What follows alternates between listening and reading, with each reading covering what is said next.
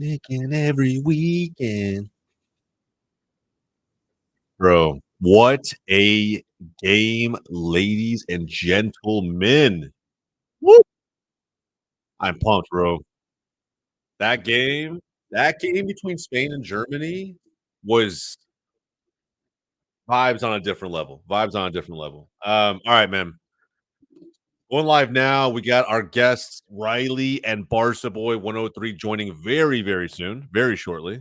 Um, and in the meantime, lads, we gotta get the picks going, man. Gotta get the picks going. Let's do these lineups really quickly because I don't know who I'm gonna back, and I got like 10 minutes to kind of make these picks. So let's do this. Let's do this. Let me share my screen. God, how we doing today, by the way? Anybody see my kit, bro? Anybody see this kit? Oh, I'm backing my boy Jules Kunde today to take this one. My boy Kunde. My boy Kunde. Spain's through, bro. I'm so happy right now. I'm so happy. Nothing against Germany. I had Germany going far in this tournament, but I'm so fucking happy right now. Mm, mm, Oh, why did I put that on? Okay. And let me change the background really quick. Mm, All right. Chouameni, Camavinga, Kante. This is interesting. Griezmann, Colomwani, and Mbappe. Same back line they've been running. Meanwhile, Portugal, sticking Ronaldo up top. Basically the same lineup they've been running. Yeah, same lineup all the way around. So let's think about this really quick, man. How do we feel, chat?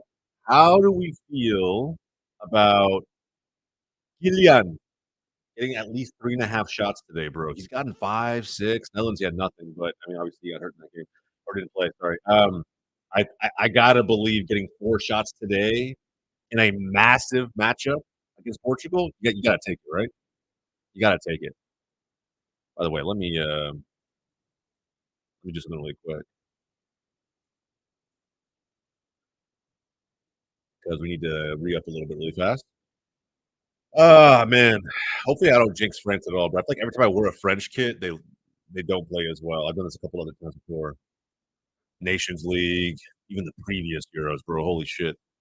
But I had to, bro. I had to rep my boy Kunde for today. All right, man. Yo, emissions. What's good, bro? What's good? Killing more up against the middle-aged man. Hey, man, Pepe's good, bro. Pepe's good. Got some swagger to him. 40 is 40. I mean, Pepe could legitimately be Lamine Yamal's dad. Isn't that shit crazy, bro? Lamine Yamal going to the semifinals of his first Euros, by the way. Let's get it. All right. Let me pull this back up. Guys, I need some help on picks, man. I need some help on picks today. Ah, man, I'm so tired, bro. I've recorded so much content this week. It's live on the channel, ladies and gentlemen. Go check that out if you're an MLS fan. A lot of MLS content there. And if you're also a fan of these international tournaments, by the way, a lot of content there as well. All right. He's good, but his international sorry, this tournament is defo hitting him now. Yeah, yeah, I think so too. I think so too. All right. We're definitely taking this. Like I could tell you this shit right now. Like we're 100% taking Mbappe on the shot. Ronaldo getting 2 on target. He's against Slovenia, but this is France. And he's gonna have to go up against Saliba and Upamecano. I like almost just shots in general. I don't know about on target. Am I a bro? Am I a Ronaldo hater? Am I a Ronaldo hater? Boyrod, hey, vamos, vamos, bro! I was so happy Spain went through. I was so happy Spain went through. So fucking happy. And guest number one has walked through the door. Riley, what's good, bro? Going on, man? Excited. I'm excited. That Spain game had my nerves and all kinds of shambles. Man, it was so difficult because on one hand, I had a team that I really want to go far in this tournament in Spain, and I have the host nation that I picked just logically to go far in this tournament. So I was really, I don't know how you felt, bro, but I was torn to say the least. When we get to this point in this tournament, especially with the European Championships, a lot of us here in the United States, whatever heritage you want to bring up at that current moment, that is what you side with. You know, and mine is French, which is fun because about to do French in Portugal. Yes, But sir. it is incredible to see football or soccer from the neutral standpoint. And that's what you get with the European Championships with this North American audience. I did not care who won that game. It is a better story journalistically for the host nation to go on and do very well at a tournament. Yeah. But you have a team that's as young and as vibrant and as spry as Spain with the rich history they have in the European Championships, winning in 08 and 12. It's a fun contrast to the German team that is Tony Kroos and guys like that. They're older. The guard has changed a little bit since 2014, but they're up to the standard that what they were crashing out of World Cups. Since then, they are now Seriously. somewhat back. So yeah, man, it's great to see. It's great to see Germany regaining their feet, but Spain, this is an emergence. This is a team that's going to be a problem not only in this tournament but in 2026. Yeah. No, man, I wholeheartely agree. It felt like this is a heavyweight matchup. This last game that we just watched, heavyweight matchup that we really haven't seen since like you mentioned, 2012. Run it back with all of those superstars that were playing. I mean, I felt like that was that matchup, Spain versus Germany, is such a.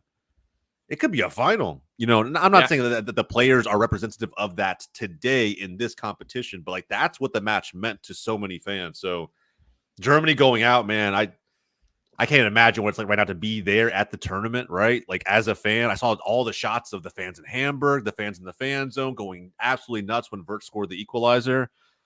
Going home as the host nation in the quarterfinal is tough no matter what the tournament is. So I can only imagine. Yeah, it's almost like getting grouped in a tournament that you're hosting. Almost. I still haven't gotten over this week, man. It's been a tough week.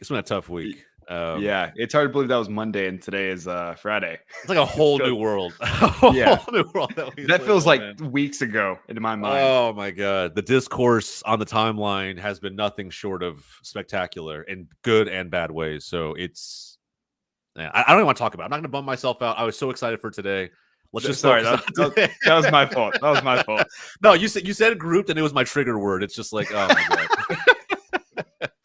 I was like, oh Lord, my heritage is anyone but England. Hey, I respect that. I respect. No, I guess the English per se. I support a lot of their players, but as a team, I'm not really a big fan of that team. I like a lot of the English players, like individually. Yeah, that's exactly how I am. Harry Kane, a long time for Tottenham, the butt of the joke. Obviously, not him never winning a trophy, but ultimately, like he's a good player. He's a fun player to watch. You have Jude Bellingham. People have their feelings about him, but he's a fantastic young player.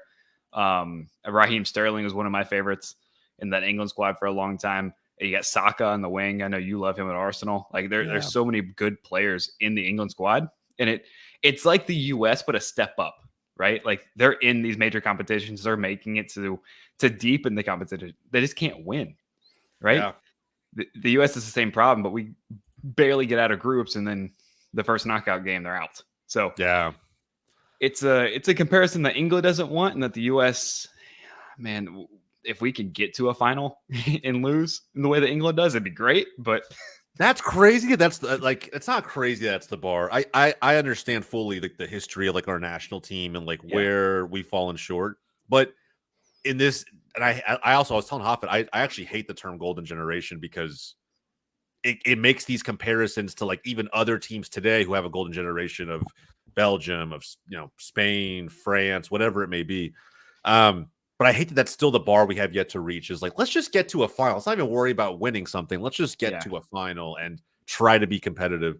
Even if we were to get eliminated at that stage, it still would be a massive dub in comparison to what we've seen so far. So, well, you heard a lot of people say like, oh, the semifinals is the goal for Copa. It's like, yeah, I agree. It'd be also really fun to win it. But realistically, we have to sit here and look at ourselves in the mirror. It's like, okay, yeah, a semifinal with the likes of Argentina, Brazil, Colombia, Uruguay. That's a really good accomplishment for a national team that has virtually no history outside of making it to the round of 16 at the World Cup. Oh, in the quarterfinals that one time. Oh, and we finished fourth in a tournament that had 8 people back in 1930. Yeah, I agree. Yeah.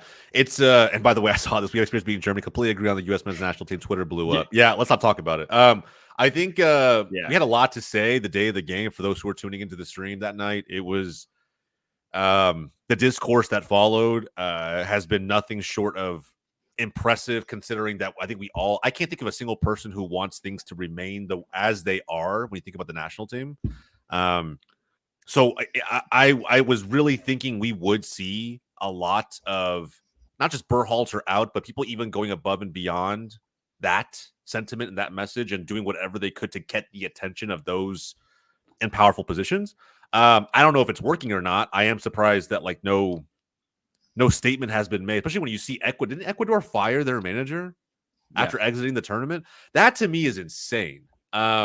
Considering they played very well against the holders, against the world champion Argentina, arguably were the better team in the game, and crashed out in penalty kicks. I think it's indicative and says a lot of where we are in comparison to the teams that we're looking to emulate in major competitions. So, yeah, it's tough, man. It's tough. My boy Pulisic let me down. Thought he was the next Dino. Definitely not the Lex Dino. And I think he had a decent tournament. I think the whole team, frankly, let us down. Match has started, ladies and gentlemen. Match has started. But just to wrap that USMNT point fast, I think there's a lot of expectation that sometimes it feels a little bit like entitlement from the U.S. men's national team standpoint. I'm hoping whoever comes in to replace Berhalter, if that's going to happen, can remove that from the mentality of these players and have them take a little more ownership, because in my opinion, there's just as much that falls on the players as the manager. Well, I love the notion of Twitter yesterday of Jurgen Klopp having the 4th of July post and people exploding all over that. But like it really just comes down to what U.S. soccer is going to now, not what we want them to do. It's what they're going to do. And you mentioned there's not a single person that anyone has heard from that wants it to stay the same. I can think of 2 Berhalters that want to keep it the same. It's just going to be a reflection of what U.S. soccer wants to do. And we'll find out hopefully in the coming days rather than the coming weeks. But we had 9-10 months after the World Cup before we had a decision. Yeah, my goodness. They don't have that much time to waste. They don't. 2 years goes by like this. You really need someone in there to get familiar with this team as soon as possible. Yeah. Meanwhile, Griezmann finding no one's there for the square ball. Swept away.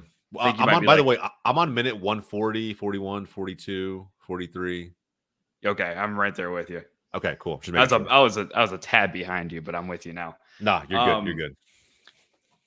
Yeah, no, this to bring it back to the Euro perspective, this French team, you look at Kylian Mbappe, you look at Antoine Griezmann, you look at the players they have in the squad, N'Golo Kante.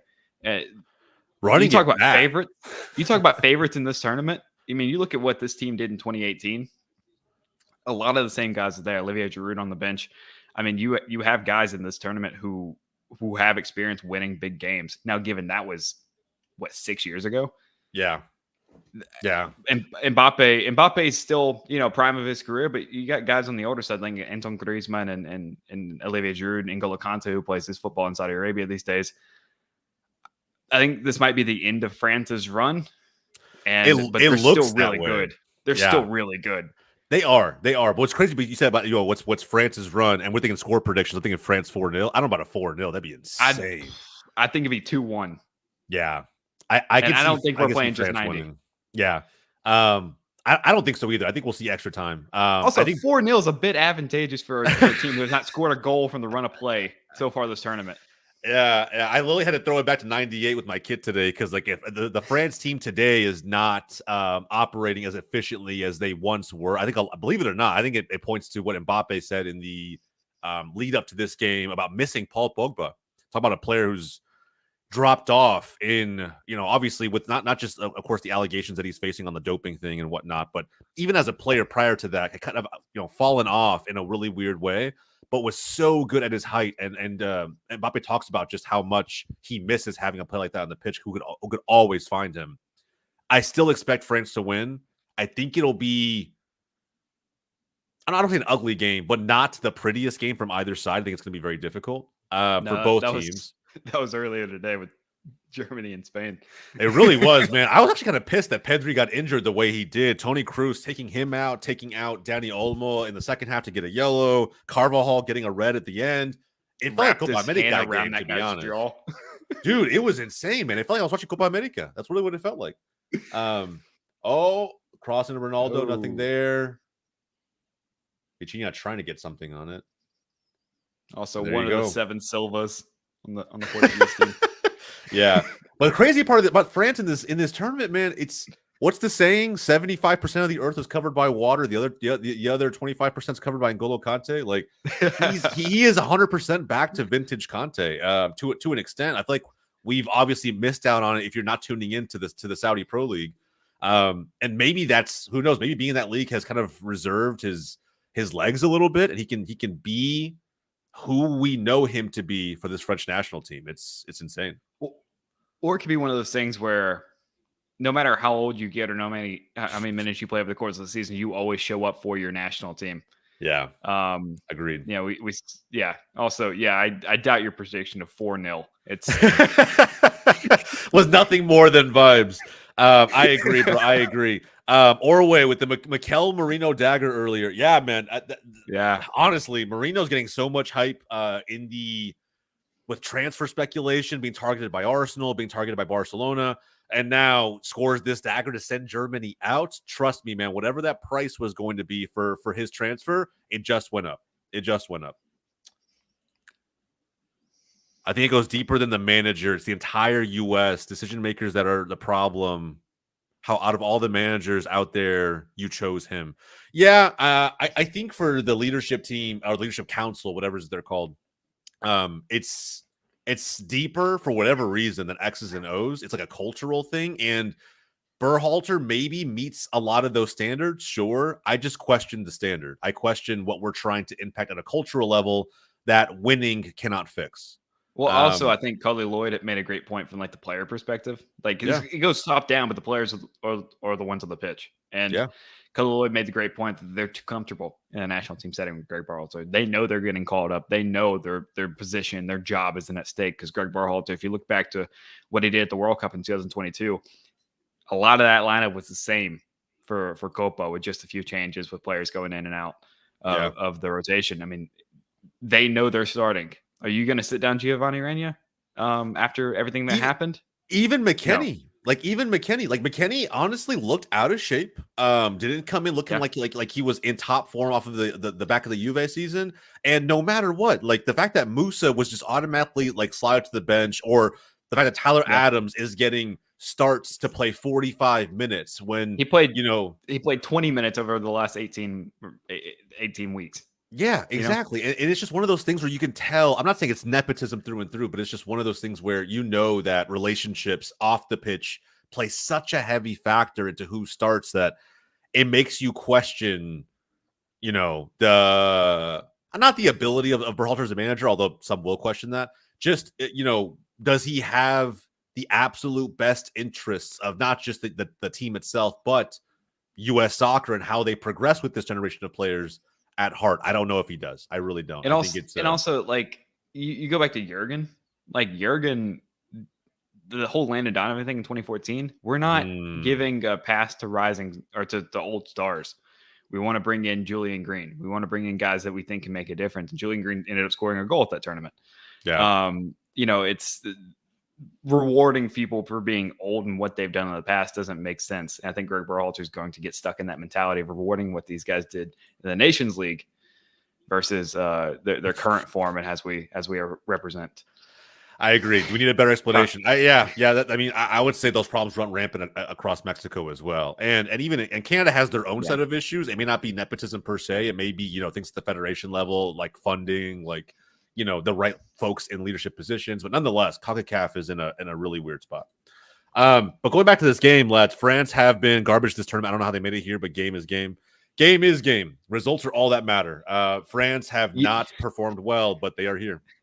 You know how they made it here is because they're France, one, and two, their defense is fantastic, right? Defensively, fantastic. Their shape. Didier Deschamps. We talk about managers, right? We talk about managers who going through cycles and everything. Yeah, he's been through how many cycles with this French team now, and they still keep reproducing the same level of excellence and talent. And just like we were talking about Berhalter, he doesn't care if you've been to tournaments before. If you're not the 23 or 26 best players to go to that particular tournament, you're not going. Yeah, exactly. So it's been great to see that from the French standpoint. And they've won World Cups and they've been in World Cup finals in the last 18 months. And obviously they're doing well in the European Championships. Yeah, no, I agree, man. And like when Deschamps took over, by the way, in a catastrophic state of French football, where the locker room had blown up in the 2010 World Cup. What good ball? Oh, terrible ball by Bruno, actually. But the team had blown up, right? We're in even worse states, like fighting each other at a major international tournament like that, crashing out in the group stages when they were picked to be one of the favorites. Deschamps taking over, ridding that locker room of all the toxicity that existed. And now look at them. I mean, they are, and granted, you have guys like Kylian Mbappe, like Griezmann, like anybody else that they have, of course, but you cannot ignore all of the progress they have made and how you can attribute that directly to Didier Deschamps. That's why a manager, a good manager, is so important. So important. Yeah. And we've seen that with so many national teams is it matters which manager you have. It's not it's not the 11 best players or the 23 best players. It's the manager as well. I agree. Or too scared to choose a player who wants to play for the team. Yeah, I think that's some of it, pool selection. Although I will say in Berhalter's case, a lot of the pool was virtually as good as we could have gotten. Hoffman, what's good, lad? Oi. Sorry for being late. You're good. He's still wearing the Argentina kit. Look at this man. Yeah, yes, sir. Bro, he's still hype off last night. Sir. Yes, sir. What minute are you guys on? 10, 48, 49. 11. You guys suck. I'm sorry, bro. I'm sorry. We're keeping up. We're trying to keep up, bro. We're trying to. Well, I backed up to be with Jose. Yeah. I said, Riley and I helping out Jose. I know, man. I thought American cable is what it is. Oh, here we go. Oh, what a ball. Whoa. Yeah. Oh, crying in the middle. Yeah. Mendes. Yo, so Spain won, eh? My bet was off. Yeah, bro, you so close. You were so close. No, but listen. So Riley, I'm in a pool at work where you predict the games at the Euros, whoever predicts the best and whatever top 3 win money, right? So I was in second after the group stages. So I was gassed, Heading into the round 16, I just picked all the favorites. I didn't know there's going to be an upset, obviously, but I just didn't know where it was. Of course, Switzerland upset Italy, and then Turkey, Austria. There were like 4 people at my work who got those all right, by the way, which is wild. That's wild. To get the Turkey result right, it's insane. Yeah. By the way. So, no, 4 people got like all 8 like correct, all 8 knockout. Anyways, I dropped from like second to like I think 7th. So for the quarterfinals, I'm like, you know what? I've already lost at this point because I need to be basically perfect to get into the top 3. So I'm like, all right, here's my game plan. I'm gonna pick in the pool everyone I don't want to win. Yeah. And then whoever wins in real life, I'll be no win-win either way. So I wanted Spain to win, so I'm happy. But of course, in the pool, I picked Germany, so I'm not, not too happy in that regards. But either way, it's a win-win for me. So for this game, I think France to win. I want France, but in the pool, I picked Portugal. So I'm on a happy side either way. Your boy Vigo's in here, man. He came to see you. What's good, Vigo? Vigo Bruce. And I hear Deschamps is boring, doesn't play good football, but he gets it done. Again, I'm telling you, man, that is exactly the point with Berhalter. We're not asking for him to play 2015 Barcelona champagne football. That's not what we're asking. We're asking you to win fucking games. That is it. That is what we're asking. That's the point I made Monday night. I don't care if they like you. I don't care about your vision. I want you to win games. That's it. That's all I want. Only job description that you have. It's crazy, man. It's crazy. To the point that was made about Portugal, yet they have not looked great so far. But getting their feet wet in the game. Yeah, but I Michigan made a good point. To 2016 Portugal, I know Hoff remembers this pretty well. They weren't that great, but they won. And even in that final where Ronaldo got injured. Shite. Absolutely shite. Yeah, they won. I mean, it's crazy. You win games. That's all you gotta do. I think whoever wins this semifinal is gonna take it. It's very similar to the Champions League. Once you get to like the nitty-gritty, you're bound to know what happens. Because, again, that game was a 50-50. Especially in the odds as well. You were also 50-50. Canada, Venezuela later, and you know your boy Canada's going to come out Oh my on top. God, we're not going to hype up Canada in this chat. Jose, We're not Jose, hyping up Canada right now. I've been spot on about the Copa America. Absolutely spot on. I said that Canada are going to have Argentina were going to have a blip of a game just to reset. I said Canada are going to make it a semifinal. You were. They're going to win third. I'm there. I'm there. Just don't doubt Venezuela, bro. Do not. I'm not. Have you seen the odds? On them. The odds have Canada like slightly favorites. I think that's it's going to be a very, very close game. Very close. game. Yeah. I think they have Canada's favorite based on the game last night was just like it. That was the worst Argentina game I've seen since like it just felt like Copa America, like vintage Copa 2020. America. Honestly, no, because like you see, that wasn't as bad as the game against Saudi Arabia at the World Cup. No, because Saudi Arabia game we created so many chances. We got in behind. We scored like 4 offside goals. We had 2 lots of concentration defensively, and they scored from the 2 of them. And one of them was an absolute worldie. That performance was definitely better than last night, 100%.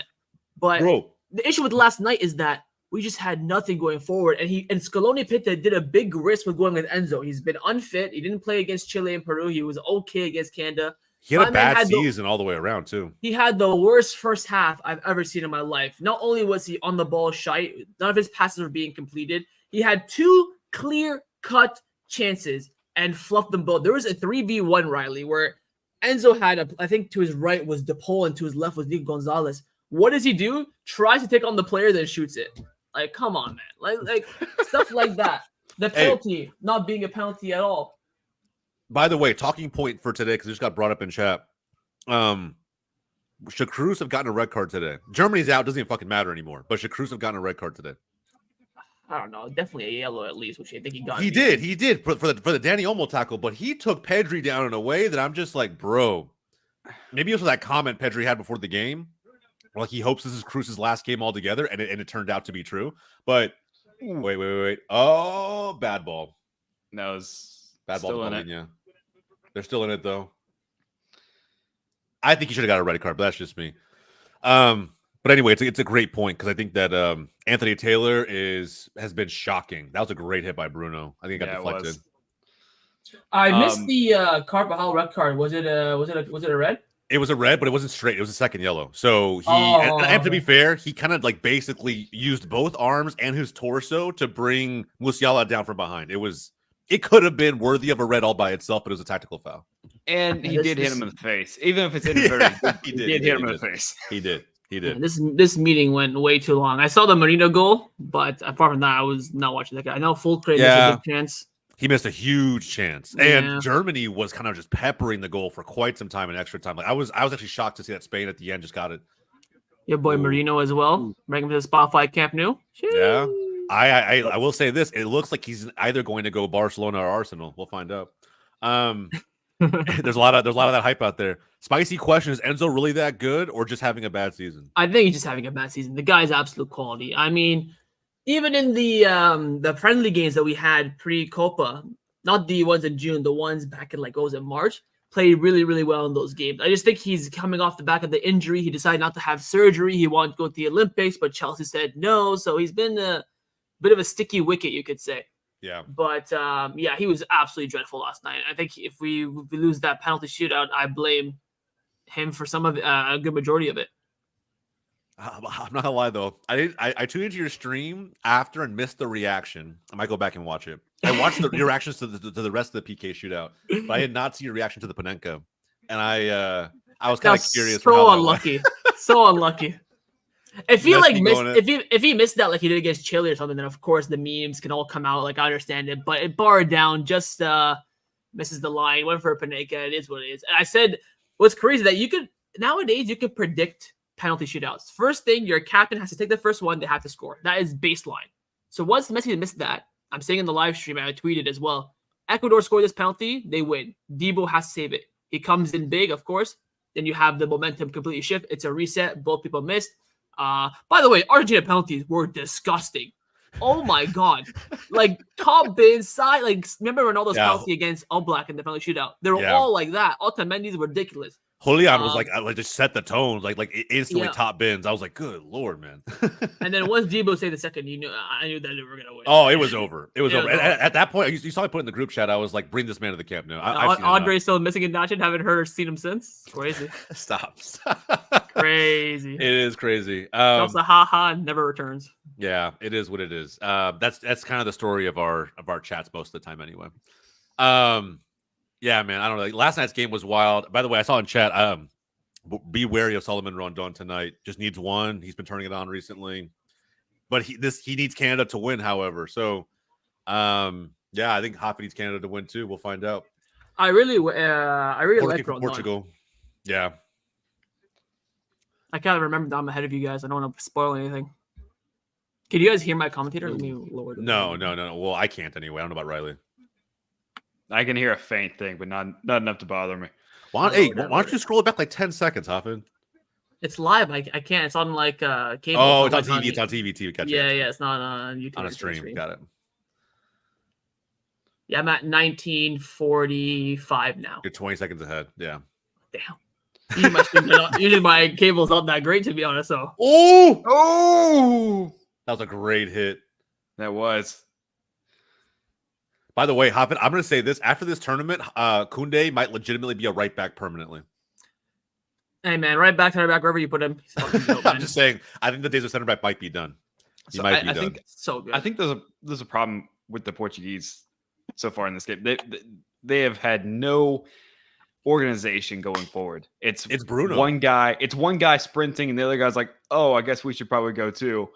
And it doesn't look cohesive. It doesn't look fluid. It looks just clunky and like they didn't practice this at all. Like there's no cohesion from the midfielders to the top. And the defenders Ronaldo hasn't even touched the ball, I don't think. And then they're just begging, like, "Hey, please go forward," so I don't want to keep playing out of the back because France is too good. You know what? You know what Portugal feels like in this tournament? They feel like Spain in the last World Cup a little bit. Like where it's a lot of lateral passing side to side. No one's breaking lines. You're kind of just hoping for the defense to shift in a way that gives you the opportunity to play that cutting ball, but it never happens. And they dominate possession, but there are no meaningful chances created from it. At least in majority of the games. The game against Slovenia was different because it's Slovenia, but I don't know, man. I feel like they're going to get exposed today. We'll find out. Playing for a 0-0 draw that goes 120 minutes. It's like, we'll take our chances and penalty kicks. That's what it feels like. I mean, they have nothing going forward. Save. Tell you what, though, if Mbappe does not score an open play in this tournament, which might happen if France gets eliminated today, I don't know, man. I don't think it affects him at all. No. It won't because he's going to Madrid. That's the only reason it won't really affect Mbappe a ton moving forward. But I don't know, man. It's like if he has to have all of that world-class, he has a ton of world-class talent around him today in this French team, and still not able to like do what Gakpo is doing for the Netherlands. I don't know, man. It's just it's weird vibes. Weird vibes. No, what's y'all's prediction? Riley said 2-1. You said 2-1 who, Riley? 2-1 France. I think it goes 120. I'll double down on that. Yeah, I think it goes 120. I don't think we finish this thing up in normal time. Yeah, I agree. My boy Riley's top tier ball knowledge. I don't see this ending in 90 minutes for sure. Yeah. Doubt Flick plays Koundé at right back. And by the way, we were promised an Araujo Koundé center back partnership. We have got it like 3 times these last. I know it's crazy, man. I'm still begging for it. Yeah, we really haven't. I mean, like one. We had him at the beginning of the season every now and then we need Koundé at right back. We just have to have him. We had him there. We had that at the beginning of the season. It was doing so well, of course, until who got injured? Koundé, I think, got injured, and then the whole back line changed, and then it was never consistent. Yeah, Balde got injured, and they had to revert back to the original back line. Like it's just, we haven't seen it very often. 2-1 Portugal from Jeff. All right. Okay. All right, 2-1 Portugal. I mean, that's fair. You have the right to be wrong. It's okay. Yeah. I thought Riley had a 4-0 earlier, though. No, mission, bro. No. 1,000% that was you. But I like that. I like those vibes. Bro, I tell you what, I don't know if any betting book had this out there, but what are the odds that Ronaldo cries before the game is over? Anybody would take those odds? No? Are those actually odds? That'd be hilarious. No, that would be hilarious though. If that line existed somewhere. I would love it. Before the final whistle? Yeah, before the final whistle, like he did in the last game. Ooh, head to head. I might have to cry after that. Gosh. Yeah, that did hurt. I don't know if he does it 2 times in a row because he looks at he looks at all the socials. Oh, He definitely. looks This at what's going on. man lives on social media. It's crazy. No. It's crazy. But yo, Spain Euros, I'll be loving that. Good day. That's a great ball. Is this Camavinga's first start in the Euros? I think it is. He's got to get there. That's definitely a foul. Yeah, that's definitely a foul. How's he still playing? How's Pepe still playing? Pepe? I mean, center backs can last a long time, but even for this is quite some time. Like this is like when Lamine Yamal's dead. When I first started watching, he was old, and he's still playing, and it's been 10 years. Pepe's quality in his own right. I don't think he's aged though, really, since I first started watching soccer. Yeah, It looks exactly the same. His quality in his own right. And in the Champions League this past season for Porto, he was actually more solid than I expected him to be. I got a first-hand look when Porto played Arsenal, and that was even when he played Barca. But I was just really surprised at at still the level of quality maintained. Whoa, too big of a touch, Theo. Too big of a touch. Can't go all the way around. Oh God, they get the ball back. That's a very bad, very poor clearance. I don't know what it is. Like the individual players in some of these sides, some of the big nation sides, England, Portugal, France, I have no idea what it is, but with their national team, they look like they do things. They take actions on the field that they wouldn't do with their clubs. Like if Bernardo had turned the ball over for City the way he just did for Portugal, I think Pep would pull him off legitimately. Yeah. I just don't see them in the 26th minute. Yeah, seriously, bro. I think it's the level of standard, right? Because we talked about culture earlier with Berhalter. It's the level of standard that you demand of these players in training.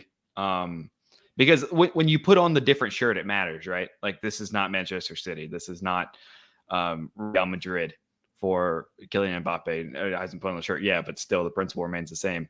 Yeah, there is an expectation that is different than your club, so it's a little bit different. Did the France lineup change? I thought Thuram was starting. Did he get injured or something in training? I didn't see it in the warm up. I didn't see it. No, this was the lineup. Starting Kolo Muani is so reactionary from Deschamps. My God, scores one deflected goal in like a 7-minute cameo, and he starts the next game. I think maybe he feels like, well, one, I mean, when you don't score any goals in the run of play, like in open play, you gotta try something different. Stage, you gotta try it. And if he's scoring, then why not? Leao. Oh, what a move! Good clearance. Either one of you guys? Do you guys rate Rafael Leao? He's a good player, not from the quoted price that I've been seeing and hearing, but he's a good player. I just don't. I think he's overhyped. Really? I think he is. There is a level of overratedness when you talk about a player a ton, but he is one of the players I think is worth the chat, but maybe not worth as much as we do chat about him. It's a lot, man. It's a lot. Yeah. Like I will firmly back that. Like I think he's a good player. 100 million, not worth that much.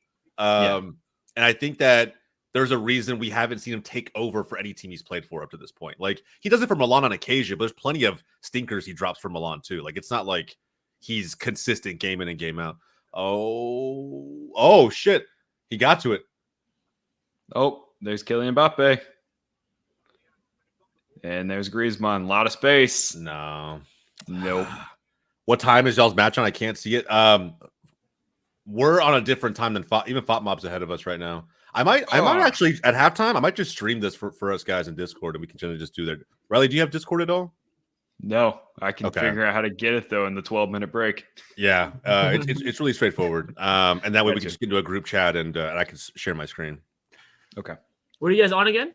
Say it right now what you guys are on. 28, 1, 02, 01, 03. 02. Yeah. Right. I'm like a half second behind Jose, but it's not enough to change. I am I'm 4 seconds behind football, but their updated score won't spoil it for me because they don't really get that. They don't really. No, that's too close anyway. Like Yeah. you'll be fine. Jose wants to see how he plays in the Prem. I mean, yeah, I would like to see Leao play in the Prem. Not for Arsenal specifically, but I like to see how he does in the Prem. I mean, I think that's probably his league, to be honest. He feels like a Crystal Palace player at best. Damn. Rafael Leao, that's kind of wild. No, when I imagined him in a Premier League jersey, I'm like, oh, Crystal Palace makes a lot of sense. Like, damn, Riley, he's better than that. Man. He's better than that, but that's the first thing I imagined. Portugal fans are going mad in the corner. Holy, fair enough. They are. Fair enough. Hey, don't talk trash about my boy Leao. Better than Donatello, by the way. I mean, is he? I think that the ability is there. I'm not saying Leao is trash. I'm saying he's just overhyped for what you ultimately get. Ooh, he almost scored from a 180-degree angle right there. Almost. I know, seriously. Yeah, he probably would have shut me up hard. It had that shit trickled in. But it's like one of those things where in some games, if he doesn't score or get a goal contribution, there's nothing to really save the game. And I don't know, man. I want to see him taking on. To me, I'm not saying he's like Ousmane Dembele. To me, Dembele is definitely worse. But he has those moments where if he doesn't contribute meaningfully to the game, like with a goal contribution, it doesn't. Like, it just feels like he was there on the pitch, you know? Like, he didn't have that much of an impact. So, I don't know. Donatello, by the way, the Ninja Turtle, Mbappe himself, he's definitely better. He's definitely clear. Definitely clear. I don't think that's really a discussion. No. Was Cucurella off for that handball, or was it not given just at all? What do you mean? The handball that Cucurella had in extra time? No, he was. Oh, great. That was actually a very, very big point of debate that's still going on the timeline, actually. I might have missed it in real time. But it should have been called. It should have been called. I was at a meeting and I thought, it's going to be given as a penalty, but apparently I'm seeing on the timeline that he was actually the player who shot it or something. Build-up wise, something was offside, so that's why it wasn't given. So if that's the case, that's what they're saying. But like, I didn't know. I didn't see the offsides. Yeah, I mean, ooh. I'm gonna get some water. Give me right 1 second. Yeah, go for it, bro. Wow, that's a foul. Oh, I would say so. 30 minutes in, and this game honestly has kind of gone the way I thought it would. Slotted back and forth. No crazy chances to speak of. Well, it feels like it started 5 minutes ago, right? Like, it hasn't been that entertaining. It hasn't been, like you said, it hasn't been anything crazy. Yeah. Just kind of, and I hate to call it stale because it's not stale. These two of the best national teams in the world, but it just feels like there's not much. It's like they're feeling each other out. You know what I mean? Like they're who makes the first mistake? You know, and that's right. That's fine. That's a decent approach in a major game, but sometimes that's too respectful. Like, at some point with the players you have, you got to take a risk. At some point. Yeah. Well, he ain't 175 mil worth, but definitely like 60, 70 million. Yeah. Yeah. See that to me, that's a fantastic take. I've seen some quotes. I would even say. Go ahead. I would say. I mean, I think like 100 mil is probably like the ceiling. All right, someone's going to overpay. 175, especially if they're a Premier League team. Yeah, if they're a Premier League team that buys Leao, they're definitely going to overpay because of the English tax. It's gonna be Chelsea for 275 million. Some Neymar-esque deal, yeah. 200 plus million. I mean, probably, but I think that like 60 to 70 million is actually like very spot on. To me, that's what he's worth. Now, with that said, you see this, like, I don't know who it was that recently moved, Archie Gray went to, I don't know what, he went from Leeds over to, I can't remember who he signed for in the Prem, but it's like 50 million. So if he's getting 50, people are going to say, well, Leao needs to be like 100 million. I'm like, I get the logic, but I just don't think he's worth that much cash. It's also inflation. You're also, and this is my thing, and this is what I've told people my entire career. You're worth exactly what someone's willing to pay you. Yeah. That's your worth, right? If someone values you at that and they think that's what that it takes, what it's going to take to get you, that's how much you're worth. And the market's determining this guy is worth 150, 175 million, then it's fine. You let it happen. Yeah. Maguire was sold for 90 million. Yeah, I mean, you're not wrong. You're not wrong. And he stinks. I mean, he's had some moments. Don't get me wrong. I think he's a decent center back. He shouldn't be a captain, in my opinion, and he probably shouldn't be playing for Manchester United. I think if he went to like West Ham, I don't think anybody would bat an eye at Maguire. Are you guys all Barca fans? Because I smell one that is not. I don't believe Riley is. Maybe not. I don't really know. It's one of those. What team do you support? It's one of those things when it comes to European soccer. I came in so late to the game. I came in 2014. I really got an understanding of how Europe works in like 2015, 2016. That like, okay, this is fun. I like this a lot. Let me watch these games as a neutral, and one team's going to stick out to me because I'm very much a homegrown type of guy. I'm from Louisiana. Support the teams we have here in Louisiana. When it comes to other sports, I just don't have Spurs. Poor guy. Poor guy. But like, no, it's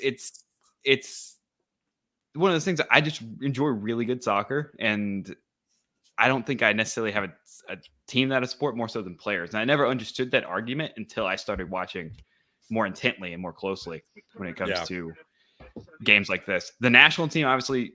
I mean, me and Jose talked about off the top. I like France a lot. You know, my heritage is French.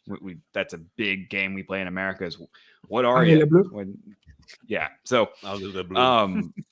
yeah, but France and obviously the United States. But as far as club, I mean, I just like good soccer, man. And wherever that is, whatever that is, whether it's La Liga, Premier League, Bundesliga, I'm watching all over the place.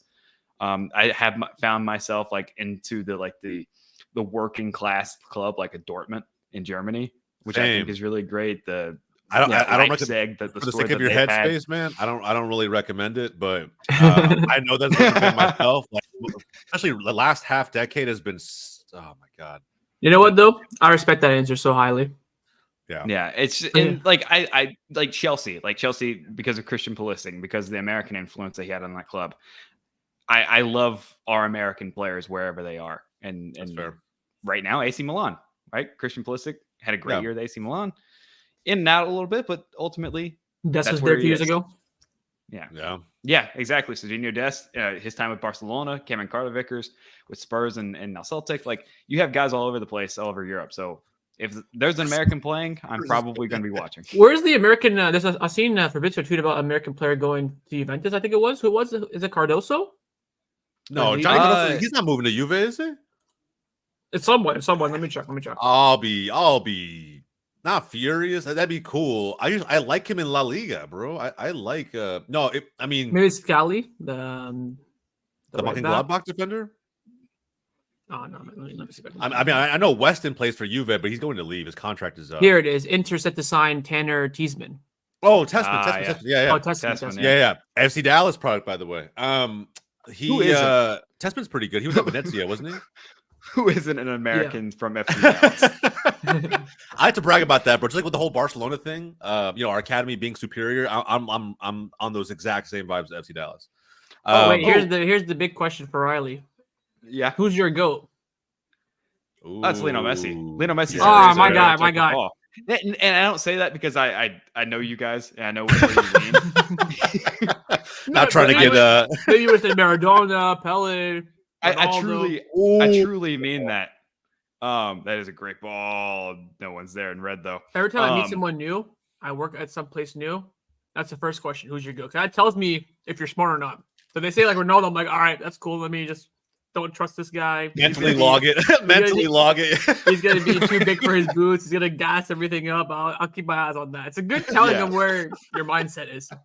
Right, and I firmly believe after watching, I went back and watched old games. I went back and watched old tape, some of these old guys, because I like to know the history of the sport that I'm in. Come on, man. Yeah, that was pretty bad from Mbappe. I think it's the mask. Here's an interesting question for both of you. I'm curious to know who your top fives are. Jose, go first. Set the benchmark. My top five what? Like players of all time. All players? Ooh, man. Okay. So top five. Let's just say in no particular order right now because I think it's too hard. I got to sit down and think about that for a little bit. Okay, Messi, Maradona, I'm gonna throw Maradona in there. I don't care what anybody says about the whole cocaine thing. Like it doesn't. I mean, cocaine That doesn't makes it make even better. It was high. Yeah, it doesn't make you a better drugs. player automatically, bro. It gives you more energy. It's different. At a few miles per hour. Yeah, that's fine. But we have Mbappe is goated when it comes to speed. Doesn't give him the Champions League, right? So Messi, Maradona. I'll throw Pele in there. Believe it or not, Ronaldo's not in my top 5. That's same here. Maldini is in my top 5. Ooh, I'm a defender, so he is 1,000% in my top 5. And I was thinking about this not the other day, but like someone asked me this exact same question. This is kind of like out there. I'm gonna have to say Cruyff as the 5th. I thought you were gonna forget about him. I was about to come there and slap you. No. I had this question, but people, believe it or not, there's a lot of maybe this new generation of fans. Oh, I thought Leao had that header. He was coming in for it. A lot of new generation of fans don't rate Cruyff because like he just normally isn't in the discussion for like competing with Pelé and Maradona on like that GOAT conversation. I'm like, that doesn't mean he wasn't prolific in his own right. It doesn't. There's a fucking football move named after him. You know what I mean? Like. On top of that, he's built an entire philosophy that is still being utilized to this day. I don't know, man. For a lot of different reasons, even outside of what he did on the pitch, Cruyff is definitely top 5. But for those who are like, Ronaldo's not in there, it's blasphemy. You haven't watched football long enough. I'm sorry. Also, Riley, you got your 5? Ronaldo, this is the thing. This is always my argument with Cristiano Ronaldo. He's a generational player. These guys are the greatest of all time. When you talk about the greatest of a generation, you're going to have Lionel Messi and Cristiano Ronaldo, among a few other names that have been in this group of players. But he's not going to make it to that list of all-time players. So Lionel Messi, Diego Maradona. I actually have Johan Cruyff 3rd as like my guy, Riley. My guy. When I think about great players, in the gallery of this game across the entire world over the history that we have been watching and celebrating this sport, he is one of the most influential players in the history. You just mentioned he has a turn named after him. He has an arena named after him that not only Ajax but the Dutch national team plays in. He look at his record as well. That much to you guys who love Barcelona and all over Europe. Look at his record as well. I think he had 3 Ballon d'Ors before, back then winning 1 Ballon d'Or was wild. Having 3 was ridiculous before Messi and Ronaldo came and just had like 5 each, and Messi having 8. And then go to him as a manager. People talk about Pep all the time, right? And the philosophy Pep has brought, manager longer at Barcelona than Pep. Yeah. And more importantly, again, has the philosophy that Pep built everything on. So if you just think about all of those factors incorporated, if you don't consider people who don't list Cruyff, I just assume they're younger and just never really got a chance to even bother doing the research or seeing him play. So it is what it is. Have you guys seen the free kick? Stop. Hey, stop. He's taking it now. They're lining it up right now. Oh, okay. Like, stop. We'll finish my list.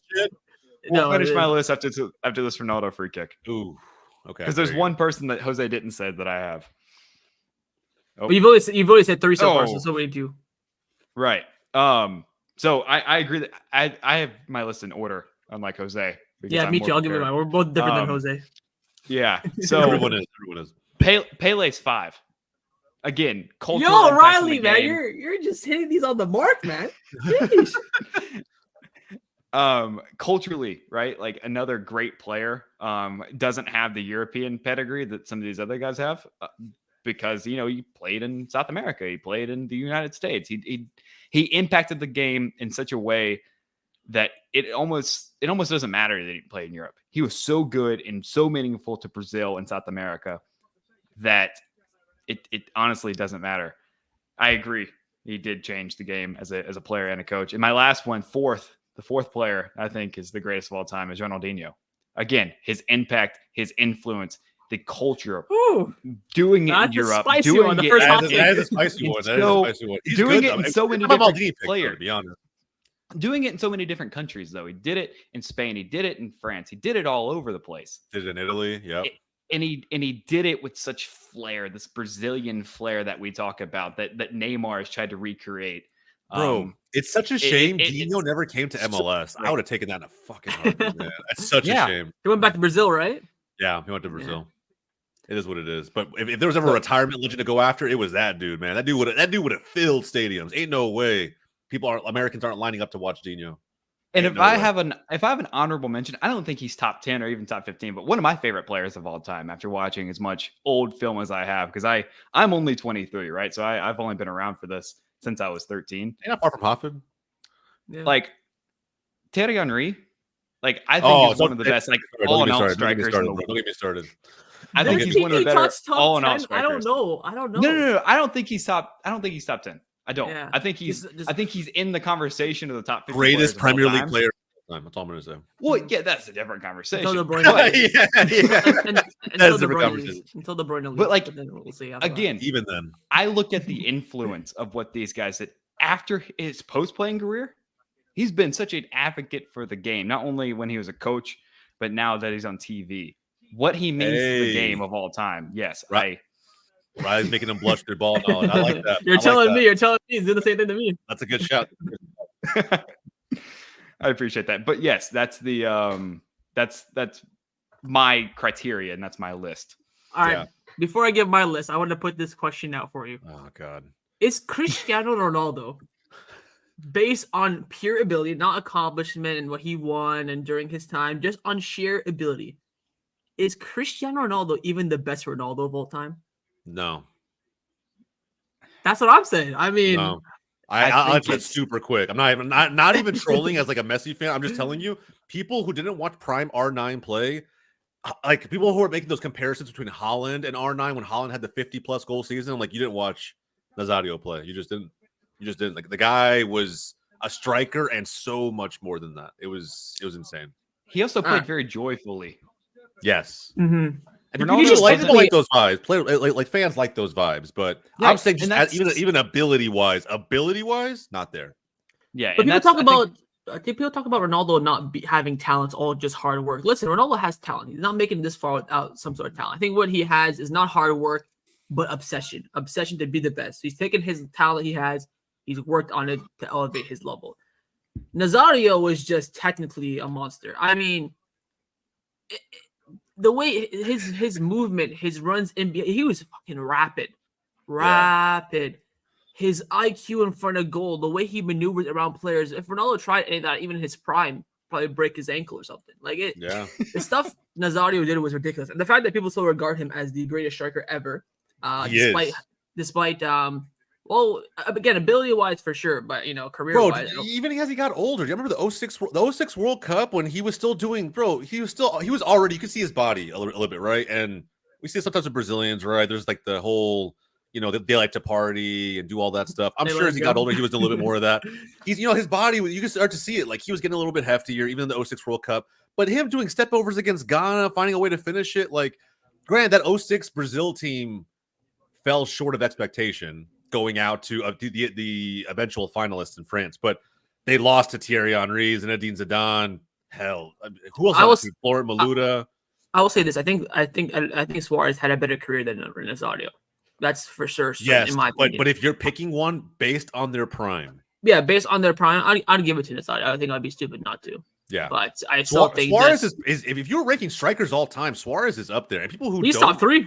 Yeah.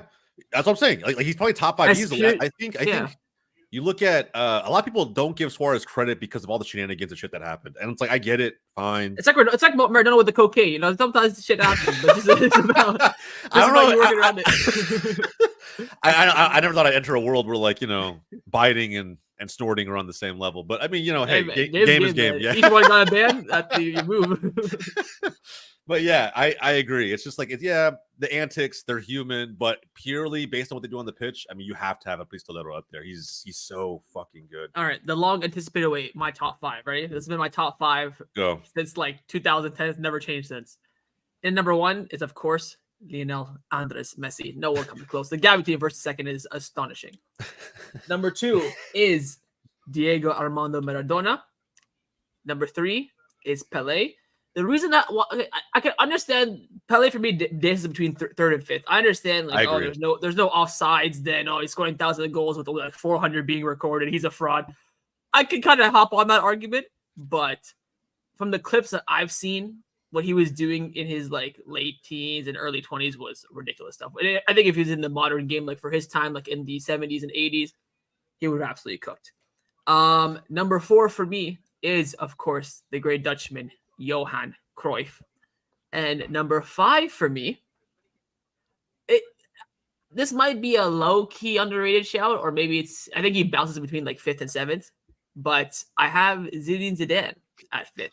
You know what's crazy, bro? But I still it's not a bad shout. It's not a bad shout. I think for me, it's just what he did in his era, how he carried the France team to a World Cup of Euros, came out of retirement, brought them to a World Cup final. He just kept his composure. I guarantee you they would have won it on penalties. What he did for Juventus. Madrid time was kind of okay because it just bare Galacticos, of course, scored the goal in the Leverkusen against Leverkusen in the O2 final.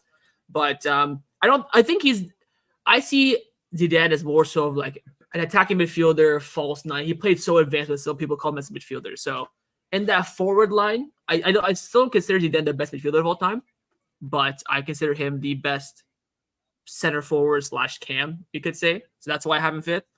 Then 6 is Nazario. 7 is Cristiano. Then 8th, you're getting to 8th, 9th, 10th, you're getting to your Chavis, your Iniestas, those kind of players, and then everything is a free for all. A player that I think hardly any Italian players make that top 10 outside of Maldini, and I think someone that people don't rate and that I think they should. You talk about Zidane. I used to have a poster of Zidane, even as a Barcelona fan as a kid, in my fucking room. Was it Madrid Zidane or was it France Zidane? It was just an Adidas like promo. It was. I'll let it slide. Oh, okay. A little sauce swatch there. It wasn't. Yeah, no. It wasn't. There's nothing in that picture. Hanging. Was he at Madrid?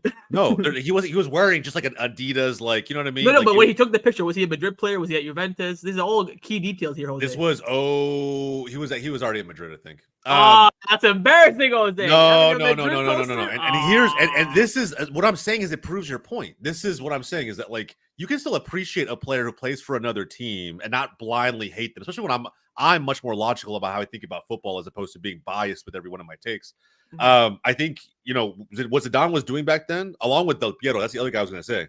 Yeah. Those players for me were doing things that other ballers just really weren't, but they're not as widely talked about in some of these discussions. I love Del Piero. I think he was so good when he was at Juve. I think Del Piero's like top 20, top 25. I wouldn't put him top 10. I'm saying in their prime. If we're talking about players in their prime, Del Piero to me was doing insane shit. And then of course, he does go on to win a World Cup. So you got to give him his flowers, at least to an extent.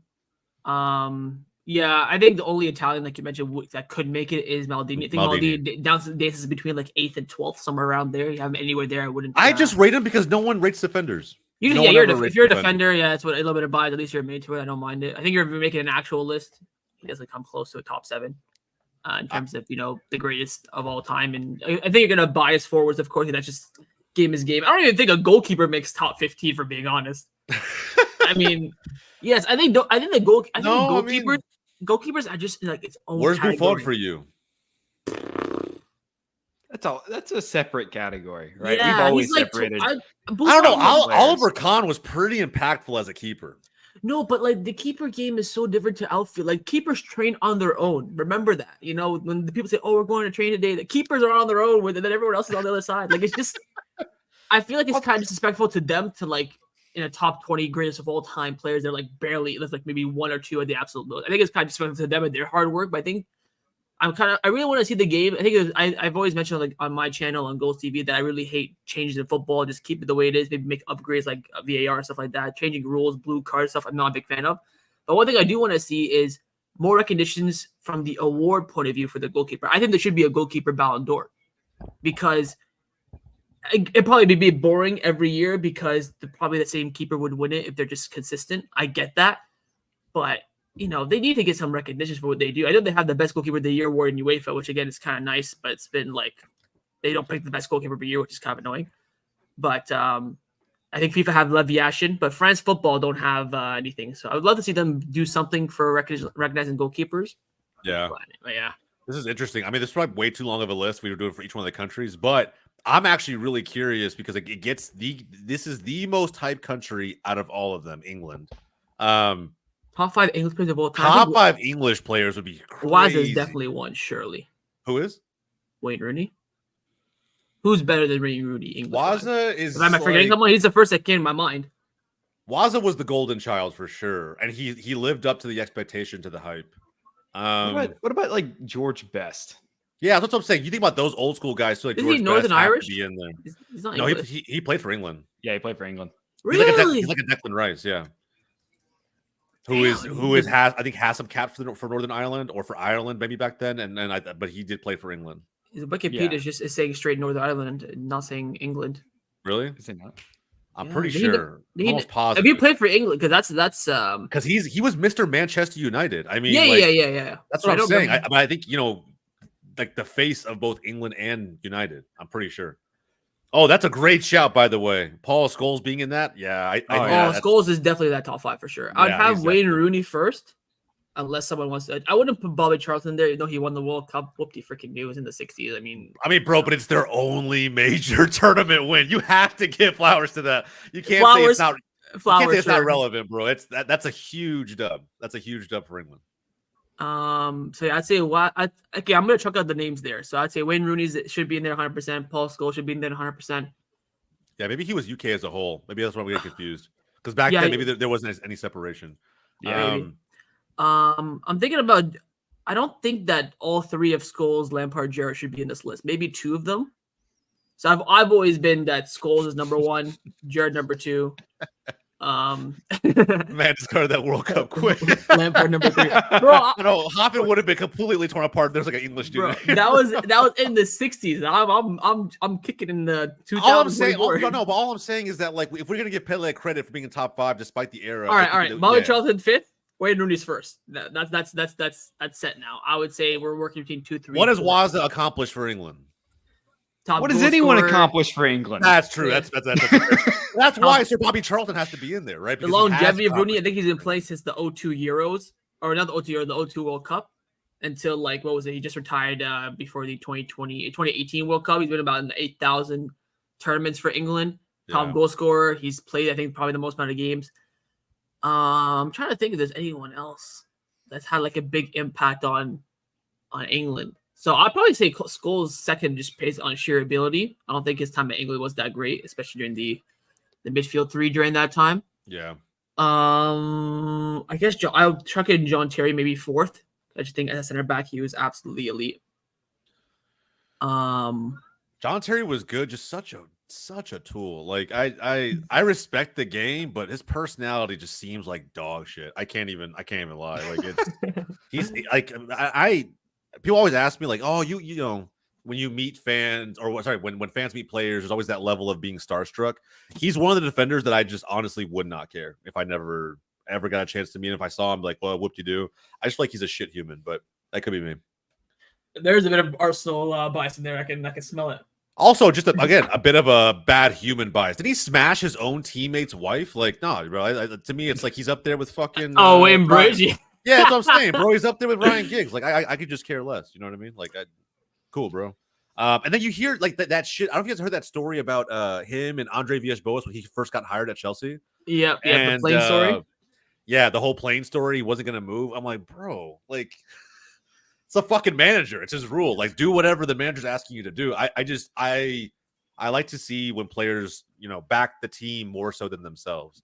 And granted, it might have worked out for him at Chelsea because he was that good. But I don't really fuck with. Put him maybe Beckham into that top 5. Paul Gascoigne for England was people. That goal against Greece was. Well, if you talk about influence, David Beckham meant a lot for sure. A lot of folks across England. This top 5 is so subjective. We're talking like ability, all round, just for England.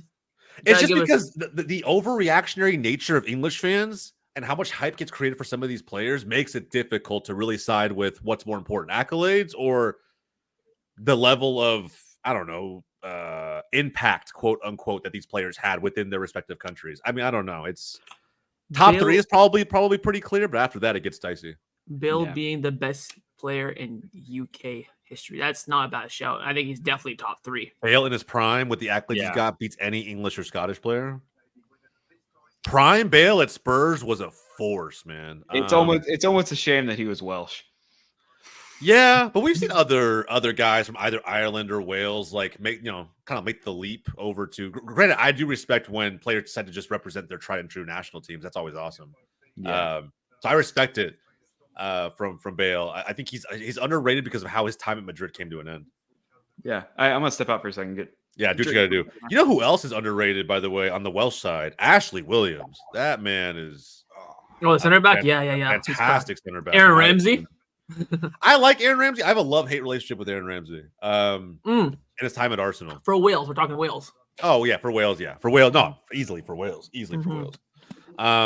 But for Arsenal, it was like when he showed up, he was massive, and then you just sometimes get the other side of Ramsey, and I'm like, oh my god, bro.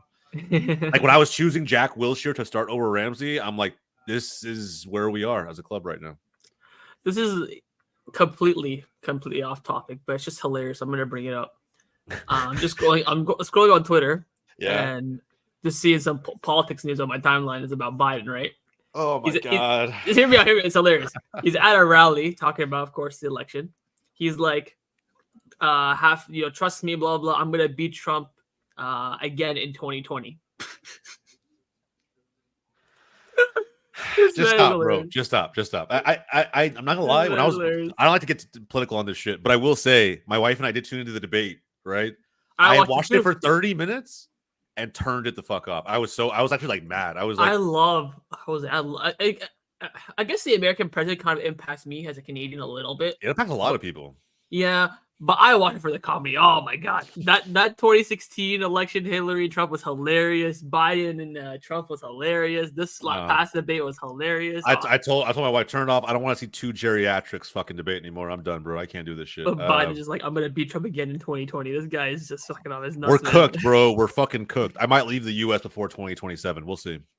I definitely. We've been talking about it actually. Like I'm that serious. I'm like, I don't want to raise my son in this shit. I just don't. Like I'll move to South America. I'll move to fucking Same Europe. For me, if Liberal win here again, I'm definitely cutting.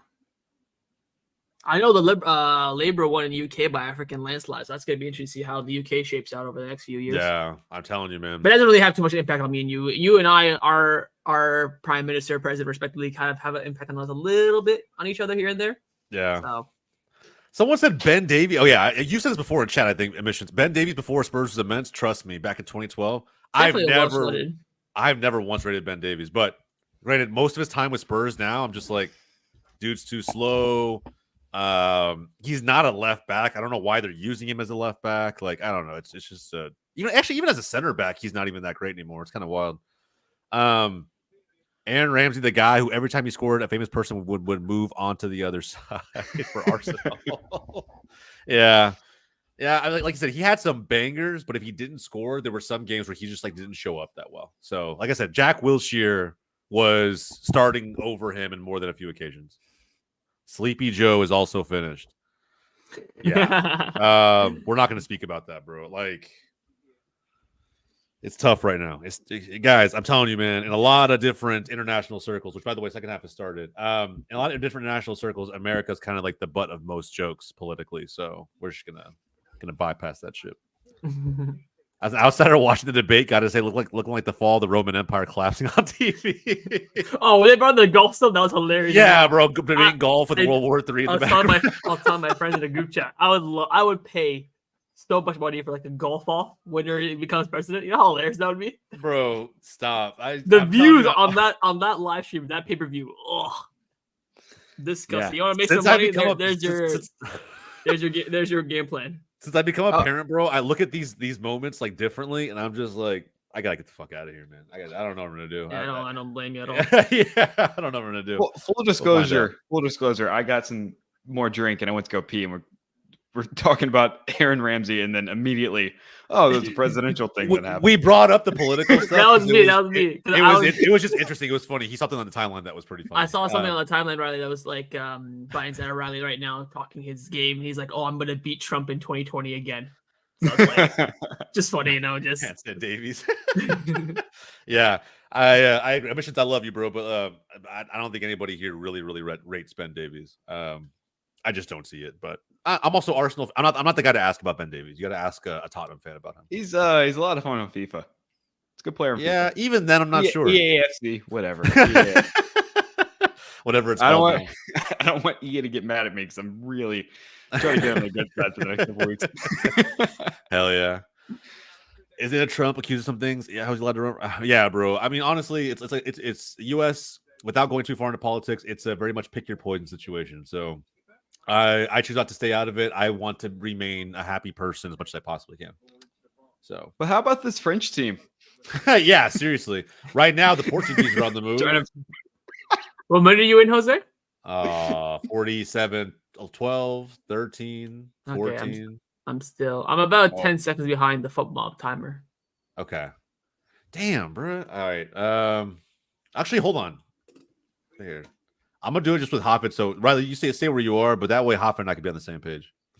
Okay, bet. Okay. And that way he doesn't ruin anything for us, you know? Yeah. You just when you get it up, you let me know what time it is, and I'll match it. All right.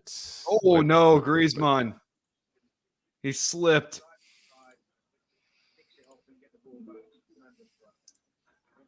Okay. France look a little bit more.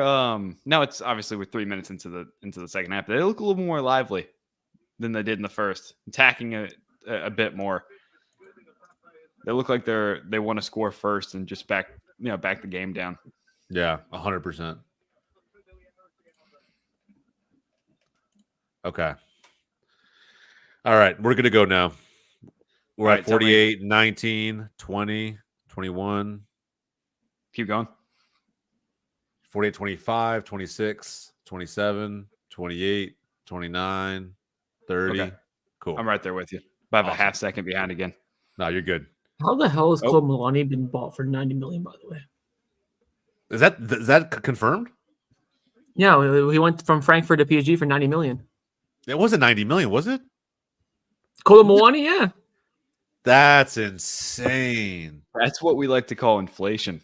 That's what you like to call on track Frankfurt masterclass. Yeah, seriously, bro. Good Lord, man. The negotiating power, I guess, man. And then, of course, that World Cup miss must live rent free. Oh, Mbappe, shoot quick. Mbappe. They need more of those. That's his first shot, I think. They need more of those, like just quick one-timers to come through. He's too fast to be doing this shit, this build-up stuff all by himself. Like he needs to incorporate more of his teammates, man. Yeah. A little more 1-2s in the box, free up some space, hit it first time. That's all you got to do. Also, look, this is what I'm talking about. Portugal, they're standing. Like they slowed it all the way down. They actually got the ball up the field, got it to the sideline, stopped it, let the whole France defense come back, and now they're trying to play with it again. It's like, right, you're killing all momentum. Uh-oh. As I say that. Oh. Nah. Up you go. Yeah. Great officiating. Yeah. We don't say that enough, right? Because it doesn't happen often enough. But like, but when it happens, though, right? Like we talk so poorly, but we don't think about it when it is good officiating because that's how it's supposed to be. I feel like I'm jaded. I feel like I'm the wrong person to have this conversation. We just watched Anthony Taylor in the last match, so he didn't even touch him. Tried to dive. I don't know about you guys, but I don't like international tournaments at all. Maybe it's just because my country is trash and I can't participate in them. I mean, you can do what Hoffin's doing, just choose Argentina. I mean, I have a story behind it. When I picked Argentina, we were shite. That's fair. That's fair. I respect it. Hey, so my country's terrible. My cousin loved Riquelme. So he's watching Argentina a lot. I remember watching. I think the first. Riquelme could be the slowest player of all time. By the way, go ahead. But technically was a monster. I'm just saying, even the step overs and stuff. I'm like, how are defenders falling for this? Like even at Boca, bro. I'm like, what's going on? But I think the first football game I ever watched was Argentina versus Mexico in the Copa when Messi scored that chip. Yeah.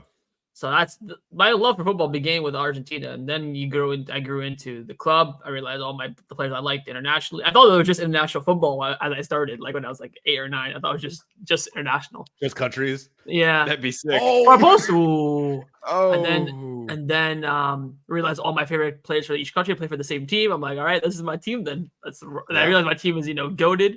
So yeah, bro, 100%.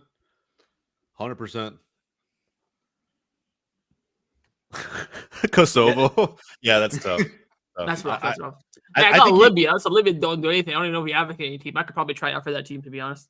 And then, of course, Canada on the rise. Win today against Venezuela, just to send other CONCACAF teams Oh, really in the Koundé month. with the ball is a little bit too far for Mbappe. I like when the U.S. plays like St. Vincent and the Grenadines during World Cup qualifying, and like this guy's a painter. It's like, Oh yeah, oh, that guy. He was on a ladder earlier today. Then he got on a plane. Now he's playing in St. Louis. watching the CONCACAF Champions League, like in the early stages, you get those Haiti teams that come in and like they're like half of them are farmers. Like, yeah, bro, it's like that. It's like, what the hell? Muriqi is the striker. Yeah, it is what it is, bro. Like I said, man, Does I think Muriqi play for Kosovo? Kosovo? I thought he played for like North Macedonia or something. I hate that guy though. the only reason I watch Argentina, to be honest, because of Messi. That's usually what most fans watch. He does play for Well, Kosovo, like, Kosovo, and I'm sure I'm gonna get corrected on this, but like for a long time, it was Messi and a couple guys who played in Europe, and then like a bunch of dudes who were, I mean, they were domestic players in Argentina or they were around South America. Like they didn't really have a fully fleshed out squad until, I mean, 2016 they made it to the Copa America final. I would say you have good teams across that landscape, but like they didn't have a World Cup caliber team until very recently. I think to win the World Cup, yes. I think competitive in a World Cup. I mean, 06 they were, at least in the modern era. We all know they won it back in 86. Yes, of course, whatever. But in the early 2000s, they were kind of starting to get back to that trend. You saw guys like Cambiaso, guys like Zanetti, Milito, like they were slowly kind of working their way into the mix. Messi was very young. Maxi Rodriguez, even. Maxi was. Oh, Maxi Rodriguez. This was that goal against Osvaldo Sanchez came right before his move to Atletico Madrid, where he ended up doing nothing, by the way. Yeah. But he, like some of those moments, right, were just like, yeah, just pure Argentina hype before they made all before the modern era of players made the jumps to big clubs. Yeah, that's a good ball, actually. That's Bernardo a great ball. Blocked. The Conham ball, nothing given. What a save by Magnan. Griezmann playing defense. Okay. Wow. Good for Griezmann, France. Good for France. So we don't have Thuram or Dembele. You got no pace on the counter. Griezmann. Oh, is it a foul? Yes. So he's saying no. He's saying no. Grab his yellow card. Did you see he picked it up off the ground? Like, here you go, bro. Are they calling a handball?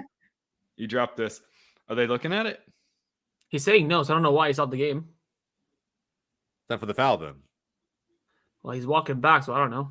Oh, is what happened to Mbappe? His nose is F again?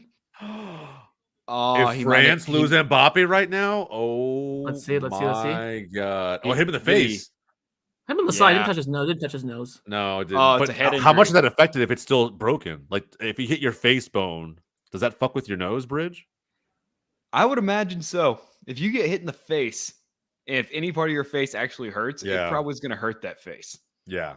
It's going to hurt that nose, or whether it's an orbital thing, whether it's the nose, whether it's anything in the jaw. If you get hit in the forehead, it's going to just ripple effect. Oh, man. This could actually have a very big impact for France. I think he stays on. I would assume in a game this big, I think you're going to have to like literally pull him off the field if he's the competitor I think he is. These guys look like they're going to a funeral. Who are these guys? I don't know what to say to them. Some of them are older players. I think. There's the freaking pig in the top right. He's boom. Yeah, it did hit him hard enough for it to impact his nose, I think. And now that you see it in real time, it hit him hard enough for sure. Yeah, slow-mo doesn't do that justice. You gotta watch that real time. Mbappe trying to fake an injury for Ronaldo to win. Stop. That's his hero, but there's no way he's gifting Ronaldo an advancement in the Euros. That's it. And the Griezmann thing that showed that it'd be a soft foul, but he did pull in the shirt, did pull the arm back, which I don't know if all that's negated for Mbappe. Yeah, I don't know. The head injury thing is still hazy to me because it's new. We don't really do it right. Oh, he's back. He's fine. He's coming on. Yeah, it's coming back on. Is that Hullet? That's not Hullet. That's not Hullet. Yeah, I thought it was Ruud Hullet. That's not Ruud Hullet. I think he's cut his hair as well. Yeah. Is that 90s Ruud Hullet reincarnated? Yeah, it's not Ruud Hullet. Again, you had the perfect example layout. Perfect example of what you get 9 times out of fucking 10. Just listen. I want to just firstly on stream apologize to Jose because we were supposed to do the Germany and Spain stream, which we should have done. I'm just looking at the XG for this game. It's 0.06 for Portugal, 0.09 for France. So It is what it is, bro. we're watching an absolute stinker here, which I think what we all expected. We knew there was gonna be goal. It was gonna be a tight game in the Spain game, but we knew there's gonna be goals. Everyone knows there's not gonna be any goals in this game. Maybe like 1 or 2 at the absolute most. It's all good. But yeah, this game sucks. Yeah, 2-1, 2-1 may have been a bit advantageous for France to score twice. Yeah, I mean, it still could happen, but it's not a big deal. We'll find out. Oh, we're gonna do something. We're gonna do Brazil Uruguay tomorrow, Jose. Yeah, I might be down for that actually. What time is it at? I think it's at 9. If it is, Yeah. oh yeah, I'm watching that for sure. Yeah, Don't do a it's stream, hit me up. I'm definitely watching no matter what. That's for sure. Yeah. Tomorrow's got like really sneaky good European Championship games. You have it's a whole day tomorrow. It's 4 games. I think it's England. yeah. England may go out. I think England at 3 p.m. My time, Yeah. anyways. So I think the first game is you have Dutch, Turkey, England, Switzerland. I work tomorrow. Shut up, bro. You said 4. So annoying. If we get 4 goals in the last half hour of this game. Yeah, I know. Can you imagine? Bro, this may go to PKs. I agree. It's gonna drag on until we get there. That's the only thing. It's just I got work in an hour and 10 minutes, so hopefully it doesn't. Yeah. I need either way. I want to see one of these teams actually just go for it. That's. I think it's gonna be France, but by the way it looks, but I think both teams are very confident to go to penalty kicks, and that's a problem. If both teams are like, we're fine to do this until they can't let us run around anymore, we can go to penalty kicks. If Portugal go a second round of PKs again, like they do this again, I don't know what their legs are going to look like for the next game if they were to win. Yeah, they're going to get smashed by. I guess it would be. Spain on that side of the bracket. Yeah, they would play Tuesday, and I guess the other semifinal would be Wednesday, right? Yeah, probably. Okay. What a tackle! That was a great tackle. I'm telling you, man, Hava, that's what I'm saying, bro. I get we're supposed to have biases against our rivals, but like Camavinga as a player that I would take. I would take Tchouaméni over him any day of the week.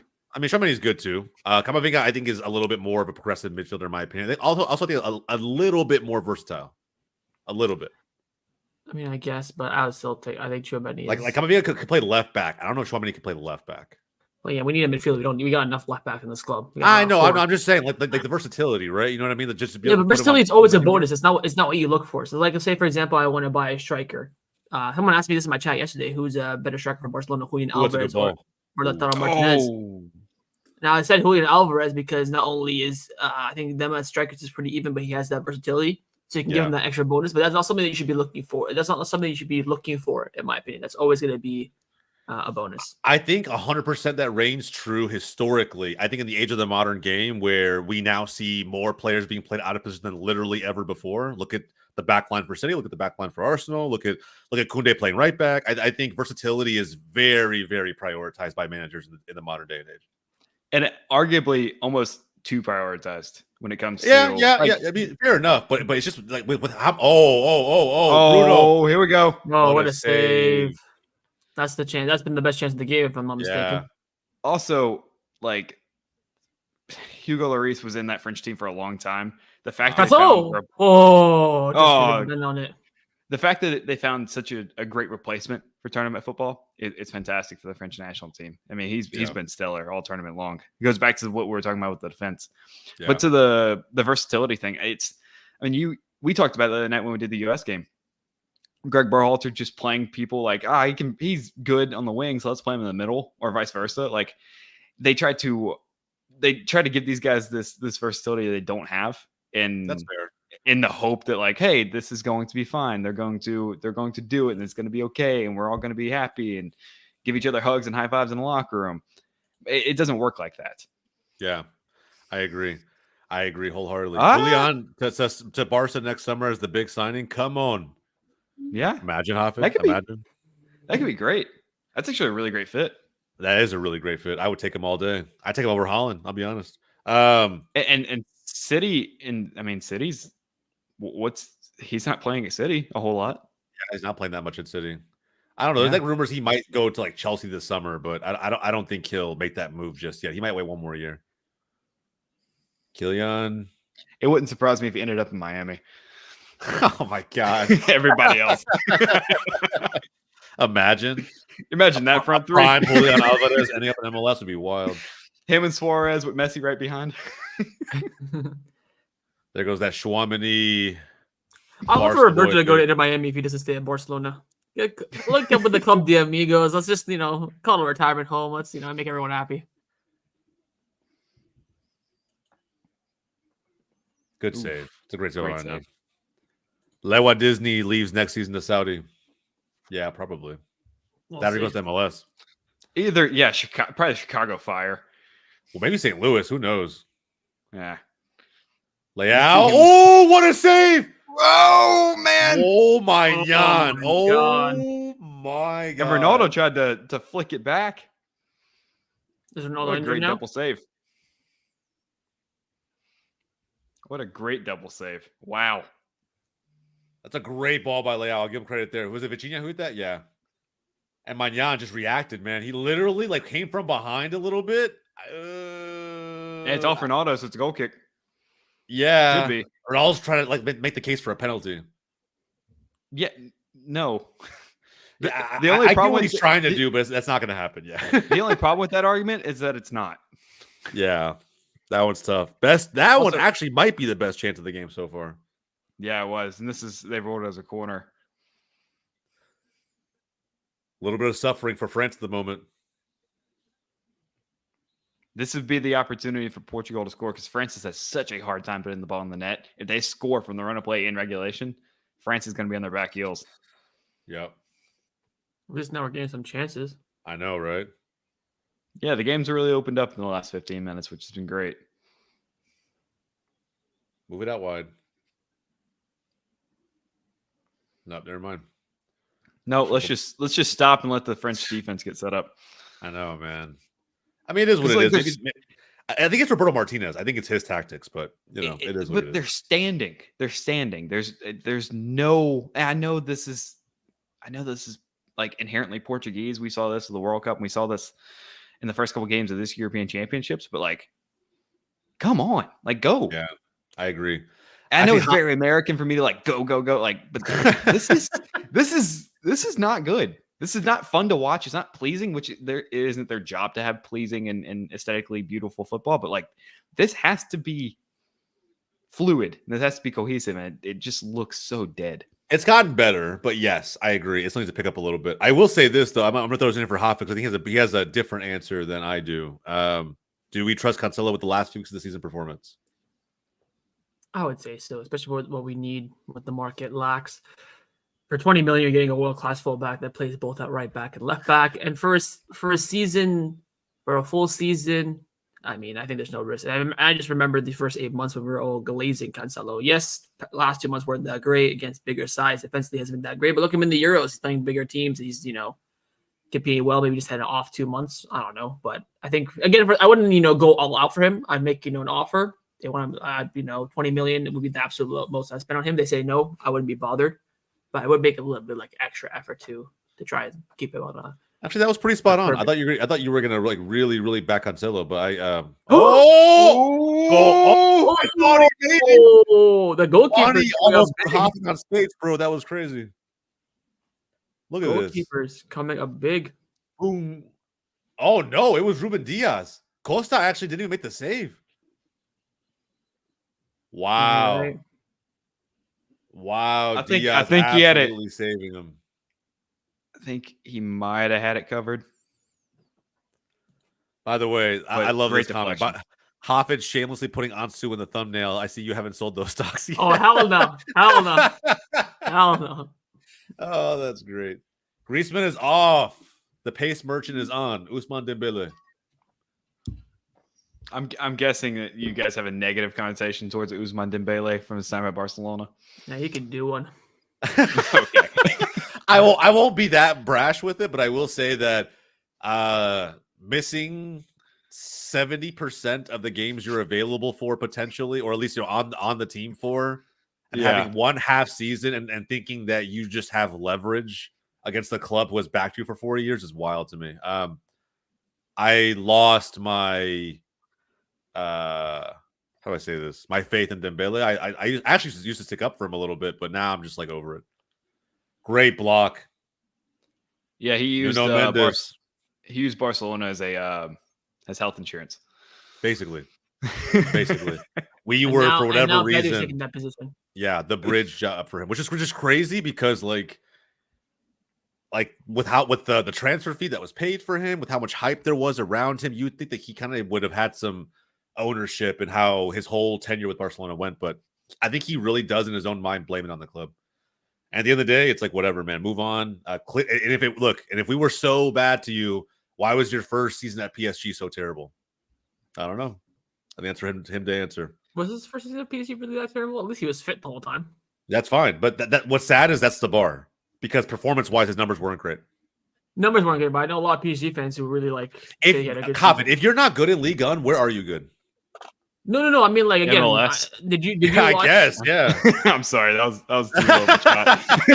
I love MLS. I would cover that league for 4 years. I'm sorry. He's just a pace merchant, man. From the PSG fans that I know that I speak to, they say to me like, yeah, despite his numbers, like I think was like 4 goals and like 8 assists, some of that, he's played really well. He's been really influential. He's had a good season. He's been an important player for them. So I'm not. I don't think I can't judge it because the two games I watched for PSG were the 2 against Barcelona. I didn't watch any other game for PSG. If I'm being honest. Yeah, that's fair. What I'm saying is I think the bar for playing good at PSG when you are the most dominant team in that league, when you have so much talent around you, that to me shouldn't be the bar. The bar should be what you do against other big competition. I don't care what you're doing against Nantes on a random fucking Saturday. Like I want to see what you do in the Champions League or anything else. And I thought he played okay in the competition, but for all the hype that he's gotten throughout his career, no, I don't think he had a great season. I think he had an okay season. What are you saying? Nantes and Bordeaux are not like high level clubs? Yeah, I'm saying Nantes and Bordeaux are not like they shouldn't make the highlight reel. They should be the guarantee, right? The floor for a player like Dembele. But you think Nice is on that level? I don't necessarily think Nice. I don't rate Ligue 1. I'll put it that way. I don't really rate Ligue 1. I think Ligue 1's fine. You think the Turkish league or the Portuguese league is better? I think Portuguese league is actually kind of underrated in my opinion. I think it should be getting more flowers for sure, especially like the Dutch league back in its prime, like from like 2014 to like 2020, it was really, really good. Yeah, with the Ajax team that would sell everyone, go to their the academy. The PSV team was very good. The Feyenoord team was always competing well. Those guys are always, really good. Also, if you go to Feyenoord, you're going to find an American player every once in a while. Yeah, and more importantly, I'm also Mexican American, and Santi plays there. So, like, I will rate some of those teams a little bit better. Yeah. Man. Oh, Camavinga. Almost the weak-footed hit. Hey, I agree with this take, man. I'm right there with you. I think we're all in that Xavi boat where we really wanted Dembele to be successful, and it just didn't really pan out for him that way. I like all the Dembeles.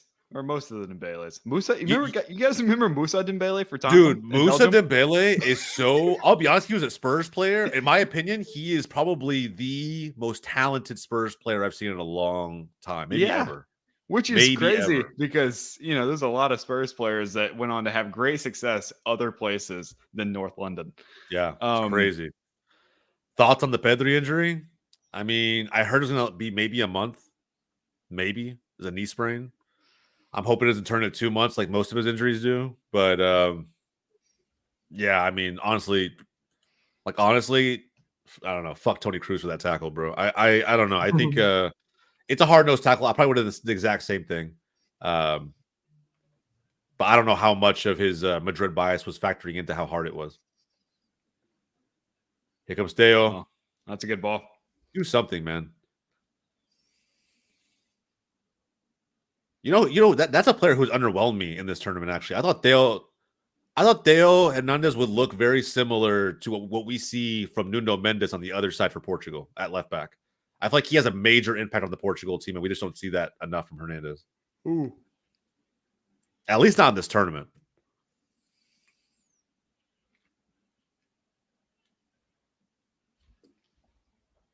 Moves it back around. Chouameni.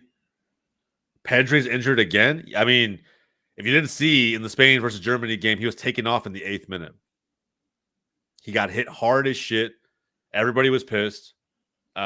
Cruz didn't get a yellow, which if he had, like he should have, he would have been red carded much earlier in the game or much later in the game. He got a yellow card for a tactical foul later on against Dani Olmo. Yeah, man, I don't know. Toni Kroos to me is a weird dude. Dembele, see, that's a good move. And then you get the crosses that come in like that from Dembele. That's pretty much his MO. He gets around everybody, then the cross is shite. I'm more worried about the advertisement board. Hisense, I mean, they've been bragging about being number 2 globally for a long time now.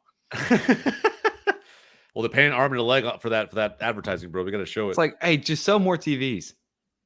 Why go? Thanks for stopping in, man. Thanks for stopping in, bro. I appreciate you. Thanks for being here.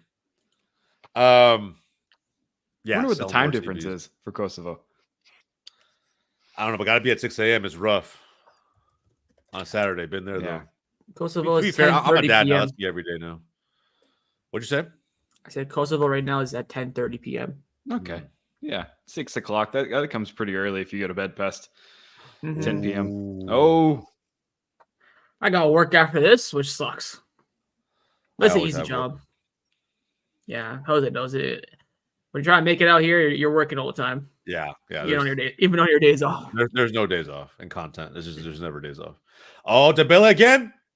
Dembele! He almost shut me up with that one. That was crazy. Let's see. I can't tell how close it actually was. Let's see. It's not bad, actually. That's not a bad hit. Curling. Yeah, that's not a bad hit. That's actually a really good hit. It's unlucky. Yeah. Golden State Chow and bro, Semedo. Cancelo getting hooked probably. Yeah. Man, Semedo was supposed to be decent at Barca, just never. I don't know, man. Semedo's like a weird dude, weird player. Not a real defender for me, and Bruno's off. What the hell? Wow. That's a massive move. That's a huge hook. What? Especially goes into extra time or penalties. That's what I'm saying. Honestly, I was screaming, Hoffman. I was screaming at De La Fuente when he took off Lamine Yamal and Nico before the 90th minute. It was like at the 80th or something. I'm like, what are you doing? These are the guys making every play for you right now. I was gassed about Lamine Yamal. No injury. We move. I know, bro. But I'm just like, bro. I mean, maybe who knows? He could be jaded now from first the Gavi thing and now Pedri getting injured. Maybe he was just saving his youngsters. But in a tournament this big, and then when Germany scored, I'm like, okay, well, who's going to be our outlet now? But thankfully, Marino stepped up in extra time. Well, hey, saw that stat on Fox. 7 of the last 11 goals in this tournament have been scored by substitutes for Portugal. Well, then there you go. Maybe we stand corrected. Yeah. You know who we haven't seen at all, though? Where the hell is Joao Felix? Yeah, I think he only played like 60 minutes in the tournament. He played in the last game, the last group game for Georgia. But yeah, he's just a squad player at this point. Isn't that wild though? That's kind of become who he is at any club that he plays for. Eventually, like he'll be touted as someone who should be a starter as the previous wonder kid, and then after a couple months, he's just on the bench as a change of pace player. It's just weird. I don't know. He'll come on at 90 if they go to extra time. Just pace and fresh legs, and you go up against some tired French defenders. Yeah, seriously, man. Seriously. Yeah, but this game stunk. Picked up a little bit in the second half, but overall, definitely. Yeah, Spain and Germany was a barn burner, man. That game was so good. Well, and that's what I've been telling people. Like the Euros, at least like the group stage was phenomenal, but the knockout stage has been one intoxicating game after another. Man, it's been fantastic over the last couple of days. Yeah, I agree. Although I tell you, man, Argentina, Ecuador for me last night delivered in a pretty good way. I thought it was solid. Yeah, the game was good. That was down. Ecuador. That was down right, probably the middle between you and I. Like down in Houston, about equal distance from us. Yeah, and that stadium was packed to the brim with Argentines. It was insane. I covered a Gold Cup quarterfinal there. Back in 2019, and it was Mexico and Costa Rica, and it was It was packed and loud. I can't imagine what it was last night. I mean, if Something New York is stupid. going that crazy for Argentina, I mean, I can imagine Houston is probably going crazy for Argentina and Ecuador. Taking out Yamal for Ferran should have been a crime. Get ready for that at Barca, bro. Just saying, get ready for that shit. That's all I'm going to say is get ready for that shit at Barca. Hey, going back to our previous conversation, there's N'Golo Kante. Again, guys everywhere, man. It feels like 2018 all over again. Playing that sweeper position, just right behind the center backs, all over the place. For real, man. Yeah, but players that show up for the national team versus like their club team. I mean, N'Golo Kante, again, when you put on the French shirt, something happens, I guess, for him. I don't know if you guys remember Renato Sanchez for Portugal, especially back in 2016. Like, he's one of those guys, like, there was so much hype around that dude. Whatever club he was on, it's like, okay, it's fine that he's here. We wouldn't like want to have him if it wouldn't be that big of a deal if he wasn't here. But you put on that Portuguese shirt, man. I know, bro. I know. It's wild. There was a ton of hype around him. Now I think he's very much a squad player, but yeah, he had his moment in the sun for a little bit. What do you guys think of Joao Paulino to Barca as a DM? I like. Yeah, I mean, I don't like his price tag, but he's a good player. Honestly, for the price for what's being linked with on the market, is not too bad, to be honest. What 60? I think he went to for 50 to Bayern.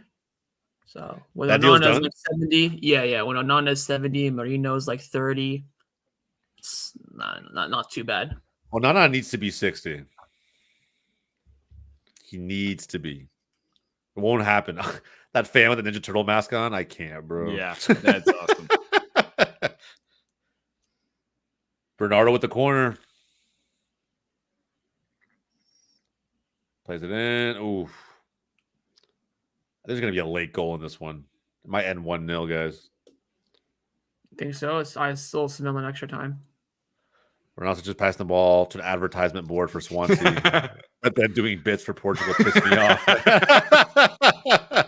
That's a great comment, bro. That is an absolute great comment. I agree. Doing that for Swansea. Insane, bro. Could not find this man to save his life, but for Portugal, this man turned into fucking prime Xavi. It was wild. Yeah. Should I watch the game? If you're not already watching this game, I'd probably tune in now. I guess it was the best time, but it's 10 minutes to go in regulation. It's 0-0. Anything could happen. This is the European Championships. That's true. That's true. Very fair. It's Portugal that's over the hump, and France hasn't scored a goal since probably since they won the World Cup in 2022. This is the time to do it. Just give me that Mbappe shot, man, so I can hit my picks, bro. What were your picks, Jose? I had 2 shots, actually. Yeah, I missed the picks. What'd you pick? I picked Mbappe to get his over. I picked over on all of these. Mbappe for shots, Ronaldo for shots, Costa for saves, and Griezmann for shots. So Mbappe's 2 shots away. Ronaldo is 2 shots away. Griezmann's 1 shot away. And Costa's 1 save away. Griezmann came off in 60. Yeah. But I flexed it, so that's okay. It's okay. There's N'Golo Kante. Yeah. I need Mbappe to get on the ball, man. Also, that's another thing, too, with N'Golo Kante. You kind of find your limits with players. He should not be putting diagonal balls in. Yeah, I agree, actually. You get it up to the players in the midfield who are actually, actually creative players, attacking players. Yeah. Or at least number 8. Kante is the truest form of a number 6 I've ever seen in my life. Someone said it's the best game of the tournament. France is up 4-0. Don't you wish? Don't you wish? That would be amazing, bro. This game would equally at this stage of the game be boring. It's probably a little more hype right now because anything could happen with 9 minutes to play plus stoppage time, but it's just dragging on because no team wants to open up. Diaz just look Portugal just going to move the ball through the back line. This is what people think when they say soccer is boring. They think every game's like this. Every game in round 16 has been like this. I mean, no, Spain and Germany would, in my opinion, delivered. I thought it was good. Oh yeah, but the one anomaly. Yeah. I think that was good. But also, that's the start of the quarterfinals. England game will be like this. So anybody thinks it's going to be different? No, it is 1,000% going to be just like this. I guarantee it. No, Jude Bellingham's going to score a goal in 90 plus 3, and it's going to be on your TV. They're going to crown him the Ballon d'Or winner right off the goal rip, and that's just how it's going to work. Yeah, it's going to be on your TV for the next 4 days until they play again. The English hype is and wild. somehow they're still going to want Southgate out. Nah, here's what's going to happen. They're going to make it to the semifinal. They're going to get knocked out. It's going to be enough for Southgate to get a 2-year extension with England. I think the only way Southgate stays if he wins the Euros. I think he's past his course now. I think he knows that too. Like he cannot survive another tournament with the criticism and the hype for his 2018 World Cup is like officially dead now. So yeah, true. The Euro final 2021 kind of kept it in there a little bit. Yeah, but the opponents they were playing just made it easier for him. As soon as he faced the top team in the final, he ended up losing. So yeah, it's not a foul. No, Bernardo just got weight roomed. Legs tied up a little bit too. Yeah. It's why we talked about how Portugal really isn't very creative going forward. They've had the ball for the last 10 minutes though. And France is just that's a foul, no? That's surely a foul. That's not a foul. That's surely a foul. Yeah. That's a foul. Yeah. I'll leave out that get carded. Card yeah. yellow. But I think he reacted. I think that wasn't that first one. Did he not trip him? Or am I making that up? No, it's a head injury. Who was making the run for France right here? Well, not that, but the first ball up the pitch. The first runner. I don't think he hit him. I don't think he meant to hit him in the face. It's just was that an elbow? But even if he hit him in the face, I would still say it's a foul because he didn't get any of the ball. He was already just lifting his arms up to see what. Oh yeah, no, I fully agree. He was playing the man rather than the ball. I was just talking about like the head injury aspect of it. Yeah, because I gotta stop the game, evaluate, do the whole thing. God, I hate that. Conceição. Why yeah? What's the beef? I just can't stand the way he plays. I think it's terrorist football. Oh, with Porto? Yeah. Like you want to play haram ball? That's cool, bro. I don't want to say that in the Champions League. Though. Like I don't care. I don't care. Haram ball. I don't care, bro. Like I don't rate him as all as a manager. Colomwani. He kind of balled out like he did in the World Cup final because the World Cup final, what he had done, he should have cut it back and then shot it. Same in that situation. So he's missed that kind of big chance for France twice now. Of course, the World Cup in the last section. So he's not clutch, is what you're saying. I'm saying he's not worth 90 million. That's what I'm saying. That's anybody can tell you that. You don't have to miss big in these tournaments for that to be the case. 90 million is a lot of money. It's a lot of money. All right, here's Ronaldo's time to shine, baby. This is when GOAT step up, Ronaldo. So I'm thinking, I'm telling you right now, he's hitting that right into the wall. Imagine getting cranked in the face by a Ronaldo free kick, bro. Ain't no way. No, it's on target. Definitely. Well, it's N'Golo. Why would you put N'Golo Kante on the wall? Look at him, bro. Look at him. Hoffa got that right. Yep. But that was crazy. Yeah, Hoffa got that one right. But damn, bro, Kante is just sitting on the wall. Like, why am I here? Too far for Ronaldo. No. Ronaldo with the bicycle kick out of nowhere, and the GOAT debates begin again. If he scores a bicycle kick goal out of nowhere, it will 100%. Like Messi will have to say. Anybody, by the way, anybody who thought that was Ruud Gullit is on one, bro. Like that shit's crazy. Ronaldo could score a bicycle kick in the 120th minute to win Portugal this game. He's still not good. If he doesn't to win the Euros, you can have a little bit of hype around it, but if he wins a World Cup, he's got absolutely nothing. Yeah, I agree. Now, bro, could you imagine we're both in a world where both him and Messi have a World Cup? The debate would continue forever, well beyond our lives. You know what? You're not wrong there. But hopefully this Copa America makes it 2 Copa Americas, finalissima, World Cup, done at cup level, win MLS with Inter Miami, and we're, home free. Bro, I got on our last episode of Wake Up MLS, I got flamed for saying that that Messi could probably win his 9th if he wins MLS and a Copa America in the same year. Mm-hmm.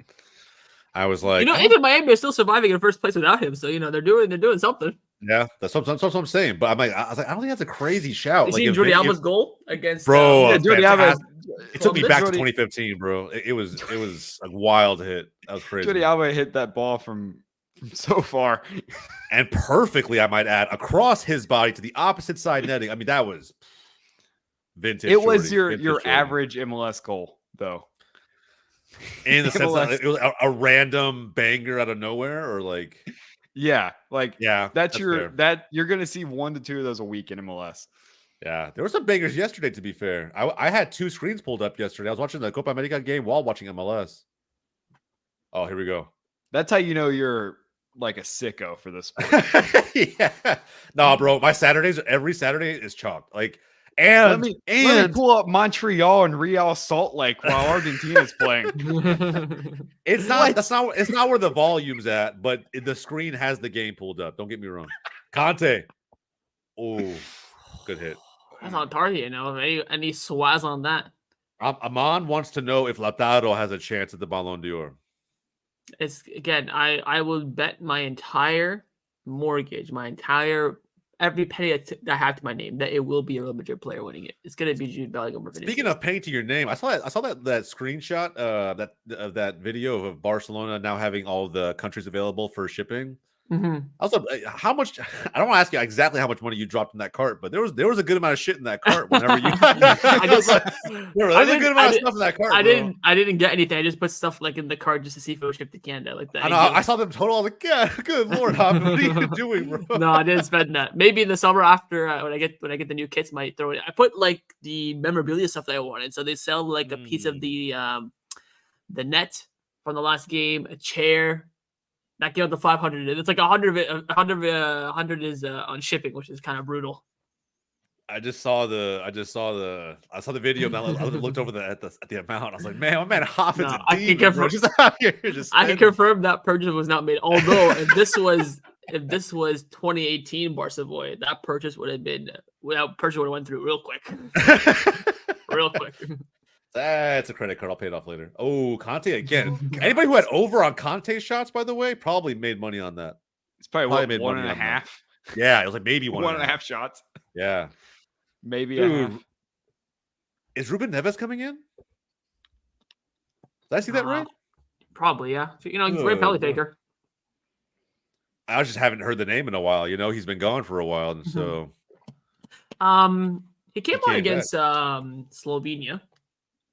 I don't think I saw that. He's been one of the first few names off the bench. You think he still got it? Could he come back to the Prem? Ruben Neves? Yeah, he can still play the Prem level for sure. Do I take that Barcelona? Hell no. No. It'd just be a favor to his agent. Yeah. Jose, you and I were talking through text message a couple days ago about the grind it has been doing a tournament and doing all these shows. All that yawning that I just did. Oh, I would have takes interrupted during the Women's World Cup last year by me yawning at 3:00 in the morning trying to record.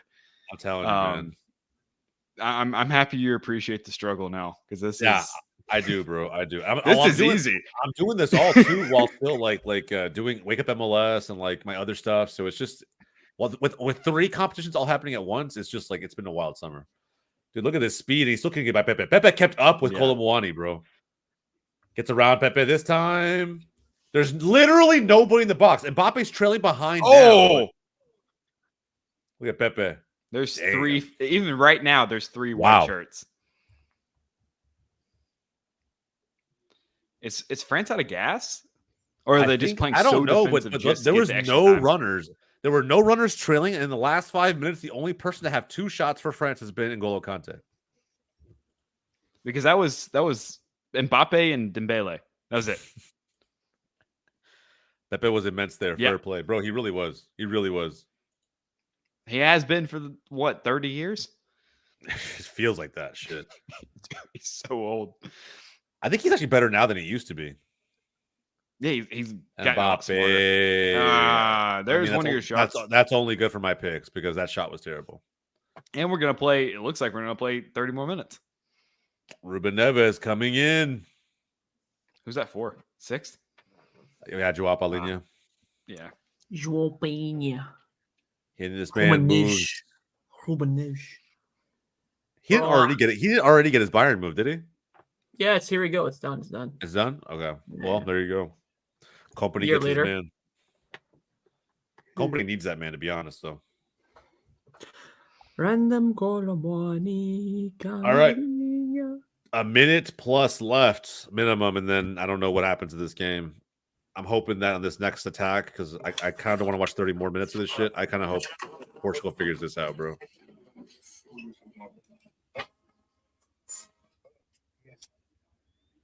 There's a clip of Gundogan speaking to the media, and he daps up Ferran. He's like, "How's Pedri?" And Ferran goes, "Woof." No. Yeah, you'll see it on your timeline. Oh, well, you should anyways. That was a heck of a ball. Bro, really Jack just mentioned what you mentioned earlier, Hoff. He goes, "What the hell is this XG?" And he took a screenshot of it. The Portugal France.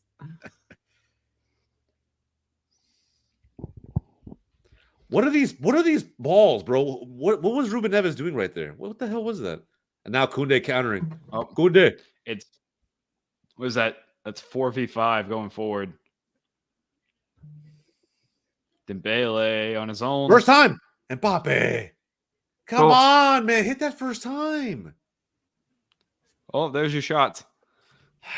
Yeah, I guess it's he should have hit that first time, man. I don't think Costa would have seen it coming. Yeah, everybody's gas. Let's go play 30 more. One more shot from Ronaldo, and I hit my bets today. What was your other bet other than Griezmann?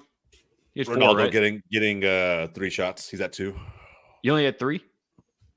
3 bets. Oh no, sorry, Costa getting saves, and he hit it already. He's at 5. Okay. Man. He's actually been massive for Portugal this half. Okay. At 30 more minutes of this. Come on, man. All right, let's see what the fucking meme's looking like right now on the timeline, because this is let's see. Let's see. This is crazy, bro. I can't even. Again, Riley and I with the ball knowledge, we knew it was going to extra time. Yep. Yeah. This eye roll. I also thought it was going to be 1-1, but it's all right. It's good enough. It's good for me. Good enough. It's good enough. Cristiano Ronaldo taking 61 direct free kicks at major international tournaments. Still just 1 goal. And that was the one against Spain, huh, in the World Cup? The 3-3 draw. Yeah. I'm laughing because this guy goes a rare, unsuccessful Ronaldo direct free kick. I mean, that's quite the opposite of rare. Good Lord, man. So much of this. Magnan been massive. Oh, yeah, what I was talking about earlier. Yeah, see? He fluffed both. Yep. Also, no one had more shots or created more chances than Bruno Fernandes, and he only played 74 minutes. That's crazy, man. So I don't know what the reasoning why he came off is. I don't know if it's injury. I don't know if it's a knock he picked up in training. I don't know if it's planned. But you're taking off your best player who's created the most chances of any of the 22 out there. Look at this. This is a perfect summary of how this game has gone. Yep. Ronaldo and Mbappe. 0 shots, 0 chances created, 11 touches, 0 shots, 0% on dribbles, 1 offside. This is insane. When are they going to give Lamine Yamal player of the tournament? That's the real question. Yeah, seriously, bro. I mean, it's either going to be him or I'm telling you, man, I talked a lot. Honestly, I talked a lot of smack about him right before the game started in the first match. But Fabian Ruiz has actually been pretty revolutionary for Spain, I think, in the middle of the field. But Lamine Yamal has been clear of him for sure. It took Nico Williams like a game or 2 to warm up, but since then he's also been on fire. Yeah. He was just maybe a little bit nervous. Look at this, bro. Not a single shot inside the box. Not a single shot inside the box. Like, What the hell are we doing? I don't know, man. End of 90. God, that This XG XG, is my freaking goodness, shy. 0.89 to 0.76, 2 chances apiece. Touches in the opposition's area, 17 to 19. 30 more minutes of quality soccer right here. And I wish. I wish. Oh my god. All right, lads. Well, it is what it is. These are the stats officially as we wait for extra time. I don't feel good about this at all. I'll be honest. 0.89 to 0.75 XG. The shots have been all terrible. Very minimal big chances. Who breaks the deadlock? What do you guys have? The final whistle. Yeah, who breaks the deadlock first? France or Spain? 0-0 The going final in. whistle. Yeah, The final whistle. It's going to depend. You think Penn's 0-0? I mean, is there anything in the last hour and a half that you've seen that's going to change your mind on that? I think a substitution, maybe. I don't know about anybody on the field specifically. Wait, who's coming in? Or who's coming off, I mean? Who's coming off? That would be Camavinga. Camavinga hooked. Yep. So Fofana will come in, which I think I don't know what the point of that is. Why? Because the Camavinga's on yellow. Because he's still a 6. Like, I don't know. Yeah, you're Fresh probably right. legs. Probably yellow and fresh legs, but he's still a 6. He doesn't give you any more forward progression that Camavinga does. Well, it's a little bit of both, right? I mean, Yeah. fresh legs, yellow card. It makes a lot of sense. Now, you see that white spot right there on the turf on the right side of the pitch? Yeah. You think that's throw up or ice? That's gotta be, bro. If that's vomit, I'd actually be super pissed. I'd be super upset if I was a player. Imagine that was vomit. Yeah, bro. That would actually be wild. Oh, it's like 61 degrees in Germany. Dude, I'm telling you, it's not that hot. You know what's crazy, man? When I said earlier before about moving to like a new country, I actually said that Germany would actually be one of the countries I would favor. That. Yeah. Oh man, I would love to move to Germany, man, for a number of reasons. Yeah. But I hear they're actually closing things down to immigration. Right. Well, I mean, I don't want to bring up politics again, but that sounds like something that happened a while back. Yeah, that sounds bad. But I think also too, they're just being, I mean, rightfully so, just being a little more selective about how things, how people access everything great about that country. But I would love to move to Germany. I would learn German in 6 months or less, guaranteed, if I could move to Germany. If it was like a guaranteed move. Oh, Mbappe. No. I appreciate the step overs and the fancy play, but maybe let's not do that. Bro, what are we gonna see, Jota? That's what I want to know. Like, isn't this like a prime moment for Diogo Jota? I mean, I feel like it is. Maybe like 96, 97. Bring him on. Have a little life before you go into the small break. I would look. I mean, Leao's playing decently well. I would look at him. It's not vomit. It's tape. Okay, that's confirmed. I would actually even like put. Well, he won't sub Ronaldo off. We all know that he's not going to sub Ronaldo off. So I don't know. I just don't see it happening. I just don't. Like, I think maybe if like Ronaldo was showing signs of being absolutely gassed, but I don't ever see that happening. I think too much of how they set up is just it revolves around Ronaldo. So, and I think, I'll be honest, I think no manager has shown the guts to bench him or to take him out once he's in the game, because they've not started him. They didn't start him at the World Cup in the round of 16. Yeah. So it's like if he's in the game, it's like I guess maybe the manager maybe wonders like what happens if you take him off and he then performs, right? He gets a goal, or if he, could he have scored an opportunity that another forward misses? Like, I understand. I understand the logic. Oh, here we go. On the edge. Oh. Right around. Ronaldo! Wow! You can't have that. Here come the tears. Here come the tears. Oh! Look at Team like, don't cry, don't cry. He grabbed his face. He grabbed his face like, hey, easy. No, bro.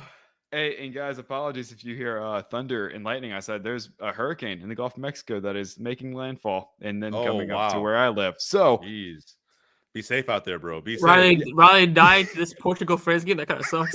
Bro, stop. Yeah, this is no joke. Very late in my career, I was doing a Champions League final. Like I was calling Champions League final on the radio, and my power went out because we had a tornado. It ran right over. God, that'd be crazy. I'm not even gonna lie, that'd be wild. I mean, I live in Texas, so I'm not, immune to tornadoes. Like, there've been more than a few out here.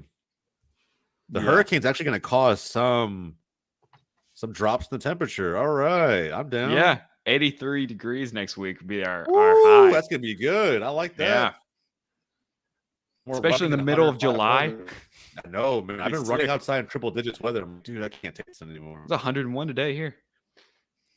Jesus. Oh, y'all talking about this Fahrenheit stuff when I'm just sitting here in degrees. Yeah, 101. Everyone in Canada is dead. Yeah, facts, bro. At 101, everyone in Canada is dead. Let me see 1 second. 30. Someone said, Riley, you can't die while watching this ass game. Yeah, I agree. You can't go out like this. It's got to be better terms for that. You can't go out like this. It's 86 for me right now. Oh, that's not bad. 101. That's kind of fucked. Yeah, dude, it's really hot. I'm actually right there with where Hoffman is. I'm like just a couple degrees higher than that, so it's good, bro. Lads, with that said, the bet's hit. The bet's hit. Night. Hey, congrats. Ronaldo's shank of a shot put me over, so we're good. We're good. No, and by the way, if I was gonna die watching in a game, it would have been the 2022 World Cup final. Yes, sir. Man. Yes, sir. That is the game. That's a great way to die. That's a great way to die. Bro, I'm not gonna lie. I had so many friends who don't watch this game, like don't watch football. Text me that day because I was in New York with a bunch of Argentine for that game, and trying to act like I haven't been talking about how great this game has been, forever. Like, oh, why didn't you put me on soccer, bro? I didn't know it was lights. I know it was this hype. I'm like, bro, I've been talking about this since I don't know how long. Like, you guys are tuning in, brother. Speaking about also, like, dying. It's the same thing too. Like, people talk about how this game's been boring. Not every game's like that either. Facts, awesome. yeah. Not every game is a World Cup final, so take that with what you will. But speaking of dying, we're talking. What are you boys thinking? Cremation, coffin? What are you all thinking? Are we talking about this right now? I'm kidding. Don't answer. Okay, That's how bad this game has been that we're talking about. Hey, what do you want to happen with your body when you die? He said, speaking of dying. I can't, bro. It's crazy. But yeah, man, if there was like a last game that I could watch, I'm trying to think. You said the World Cup final. That's a really good one. The World Cup final in Doha. That's a really good one. I will say this in somewhat of a biased fashion. If there's a last game for the U.S. I could go out on, it would be the 09 Confederations Cup against Spain. That was hype in a way that I've never been hyped for the U.S. And also the Jermaine Jones goal against Portugal was also wild. Oh, here we go. Dembele. Oh, Dembele. Plays it off. Advantage. You should have maybe shot it. Mbappe. Dude, and Dembele should have shot that. Yeah. You had a ton of space at the top. But I'm going to say this. If I could go out on the 2011 Barca final, I probably would just be convinced that there would never be a better game of football for my team in the history of this sport ever again. That's probably you wouldn't go out during the treble season? You wouldn't go out after the treble season ended? Well, because the ending. I would have loved to. I would have loved to have left. I would love to have done like on the Roberto goal in the Messi last second against Madrid in the Clasico, just like on a climax. Oh yeah. Just rest easy afterwards. I mean, but with that 2011 one, Riley, the thing was that like I didn't realize it was going to be that, but we won everything imaginable in that 12 months. So the six-tuple, whatever you call it. So like knowing that now, that plays a little bit, but I just remember watching that final, and I just can't remember a team. Last time I saw a team led by such a prolific manager and with such prolific players on the pitch get absolutely, and this is not even like me talking shit about United, but get absolutely bad. Like I've never seen a more distant Champions League final than in that game. I remember afterwards, like Sir Alex talking about how there was just nothing like nothing we could do. I'm like, exactly. Like that was the most dominant performance I have seen probably in my lifetime in a game that big. 2011 Barca were in my opinion, are the single greatest team to have ever played the game. David Villa, Pedro, all those dudes. Single greatest team to ever play the game. Basically, like what those 60% of the Spanish team that went on to win those 3 straight tournaments. Yeah, and then you hear the stories that stem. I mean, and that time too, right? That time was prime El Clásico. Like that time was everything. You know, Mourinho being Mourinho, poking Tita Villanova in the eye. The whole like all of it, man, was just a movie. Like you couldn't get that much drama on reality TV if you wanted to. Like it was insane, man. That this just everything about football at that time was peak for me. I mean, it was good times too, bro. I was like a sophomore in college, like just didn't have any real responsibilities just yet. This was like 2011. You're a sophomore in college, 2011. Yeah. Oh. Well, sophomore, almost a junior. I'm 33, bro. I won't say how old I was. Muller, yeah, man. I'm 33. I'm a lot older than you guys. I was in 5th grade. Yeah. Muller, by the way, has announced that he's very, very, very likely to retire. I mean, he's we all saw that coming. But man, I remember Muller 2010 World Cup, 2014 World Cup. That guy was just different. He was modern day, not the same type of ability, but the same scoring rate of Miroslav Klose. I mean, same type of shit, in my opinion. Like same type of striker a little bit. Just not anything flashy, just super clinical. Oh my god, man! Just fast forward to the PKs, bro. This is tough. Speaking of dying, I think we should bring that back up now. Yeah, I was about to say I'll take. Give me the death conversation over this shit. Sensible answers cremation. Yes. Right, like box. That takes a lot of space on the ground. Yeah, plus the cost as well. Could you be cost efficient before you die? You know what I mean?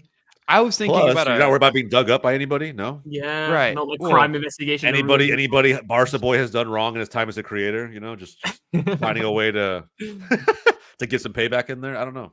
I could be like a decor in someone's home. Now, where would you get buried though? Your homeland, where you actually died, down the street, Barcelona, you know. Throw me in the ocean, bro. Throw me in the ocean. In the ocean. Throw me in the ocean, bro. I want to. Yeah, I feel like I don't want any one set place. I want to be a little bit of everywhere, you know. You know, if I was to be buried, this is like the most sentimental thing I can think of. I want to be like in the spot where like it grows a tree or something. That'd be nice. Cool. And the people that love me, there's people out there that love me, I promise. They would go and visit that tree. I would die. I'm assuming I would die watching any day I see Barca lifting the UCL again. Like, oh, you mean like when we win it again? Just that's the end of your life. You know what, man? I respect that take because there are some days where I tell myself, if I could watch Barcelona lift another UCL, and you told me that's the last time I ever got to watch this game again, I might be okay with that. Leao! Oh no, Leao! Of course he got it blocked, bro. Of course he got it blocked, man. Good lord. Oh, this is tough. Yeah. Hey, at least the XG for one of these teams is above 1 now. That's cool. You know, it's something. I saw the chat that just came in. The game is so boring. We're gonna talk about I know, yeah. Bro, I'm telling you, man. I'm telling you. It just is what it is, man. I definitely don't want to culturally appropriate, and I don't know if that's what this is doing, but like I really want like the very traditional Viking funeral where like you cover the boat in gasoline and you send it out and someone shoots a flaming arrow and just they burn it on the way down. Yeah. That'd be sick, dude. That would actually be a hard ass way to go, actually. That'd actually be some crazy shit. Like someone talks about you later on, like, hey, you see Bradley's funeral, man? They went full Viking with that shit. That's crazy. Yeah, so I brought that up again to the people that love me, and they said no. No. Mainly because of cost. Like that sounds like astronomically expensive. But well, all you need is a boat. I know where bodies of waters are. Viking boat, not just a boat. It's got to be a full blown. You know, that could be the thing that I spend my life crafting. And then when I die, like when I'm done, that's just probably when I die. Like lines up. I know people have come a long way and we can build boats faster than we used to. But that'd just be like a life project. I'm hoping I don't die watching this game. Is all I'm hoping right now. This is interesting. I can't believe I sacrificed lunch for this shit. I should have eaten. That's what I should have done. Dude. It's okay though. Wait, you and me on the same time zone. You haven't eaten at lunch at 2? I usually don't eat lunch, but like last night I kind of skipped out on dinner a little bit. I'm not gonna lie, I've been losing sleep every day this week with all the work that I've had. So I slept in a little bit today. I went to bed early and slept in a little bit. Like right after the game was over yesterday, I knocked out. But I'm glad I woke up. But now that I woke up late, it's like I'm not like eating. You know, my times for doing anything are all messed up right now. They're all jacked up.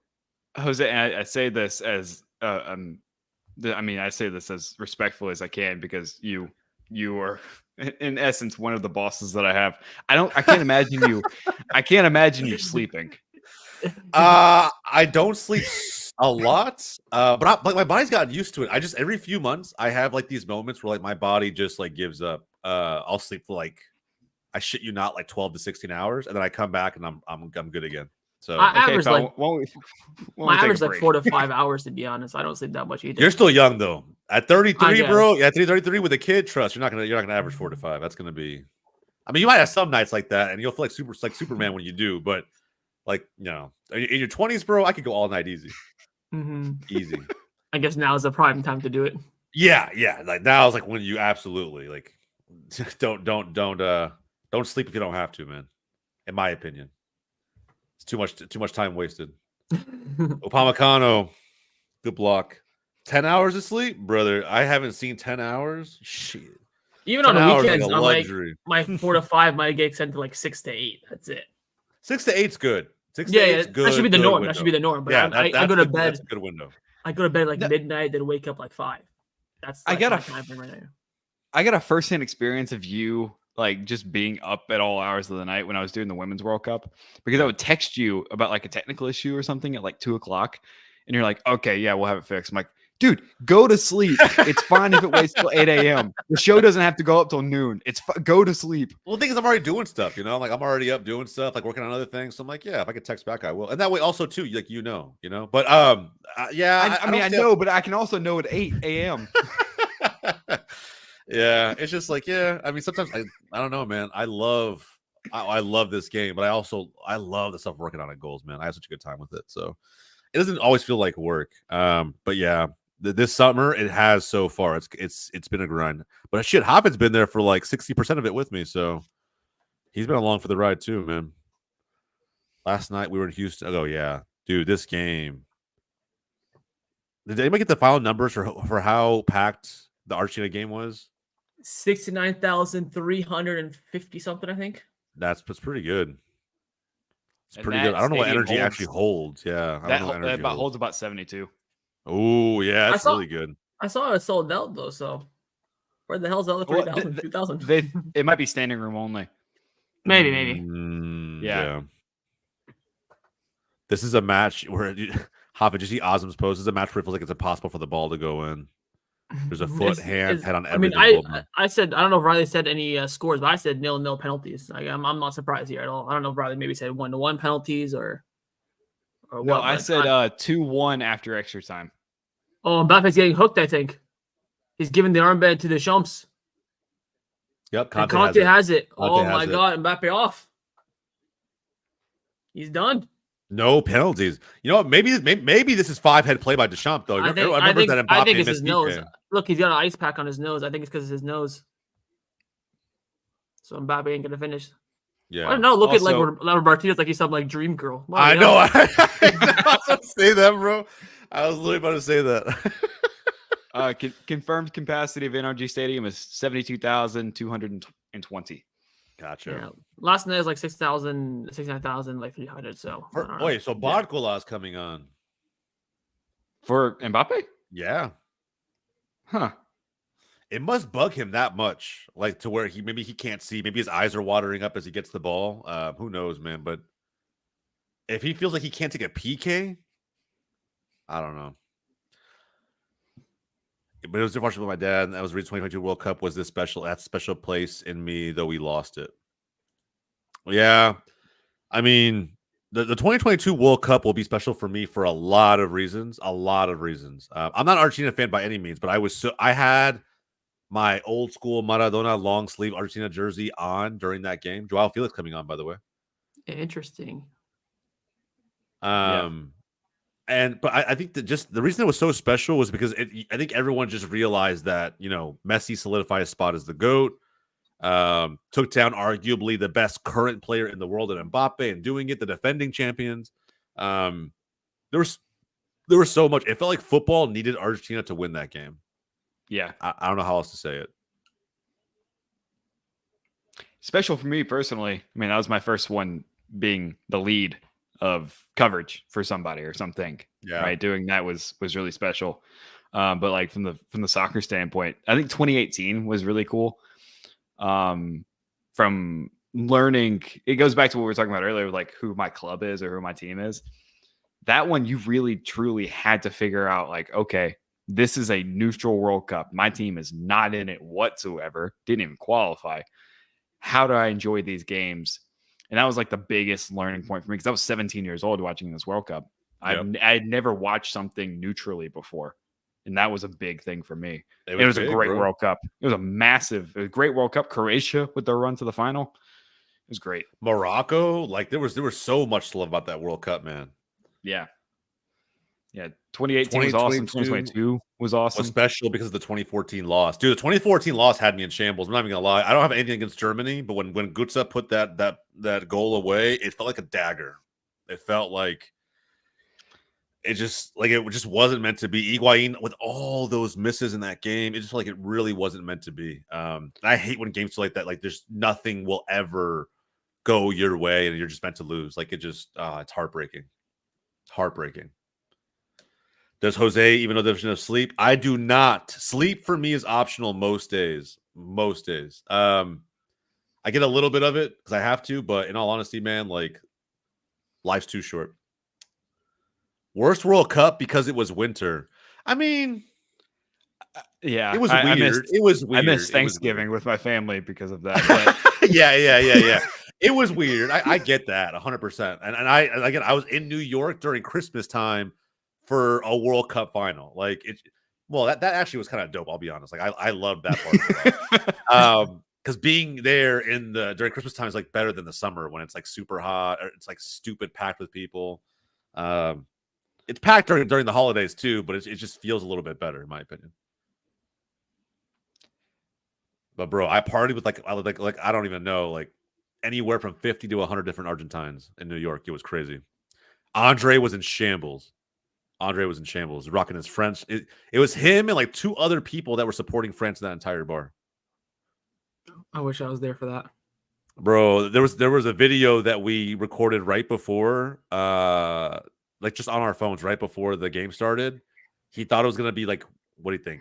It was gonna be 1-0 Mbappe with the goal. And I said, watch, it's gonna go to penalties. I think it's gonna be I think I said 3-2. 3-2 penalties. And Messi with the dagger, but it ended up being Montiel. I thought that was it. Inside netting. Oh man, Joao was an instant impact. There's not gonna be a goal here, man. Huh?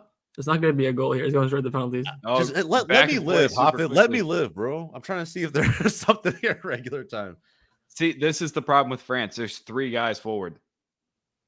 Yeah, they're playing for penalty kicks, and they know that's sad. Is it not? I think Portugal's a little more concerned with winning the game in regulation. I mean, look at how many Portuguese players are in the box right here. That's what's that, 6? Yeah, I agree. And I think it might be a reactionary thing from the Deschamps where we're going to play really defensive because Portugal really wants this game. It would be a tragedy to lose this game because we didn't care enough about defense, which is fine. It's just it looks bad when you only have 3 players going on the counter. And now without Mbappe, I mean. Who's your speedster? That'd be Dembele, right? Like that's your player going forward. I mean, they have going to be other positions though. They have Dale at left back, but his legs are at 108 minutes. His legs are probably a little bit gone. Barcola's pretty fast. Also, you need him in defense, right? Like you have to send midfielders forward. You have to send forwards forward.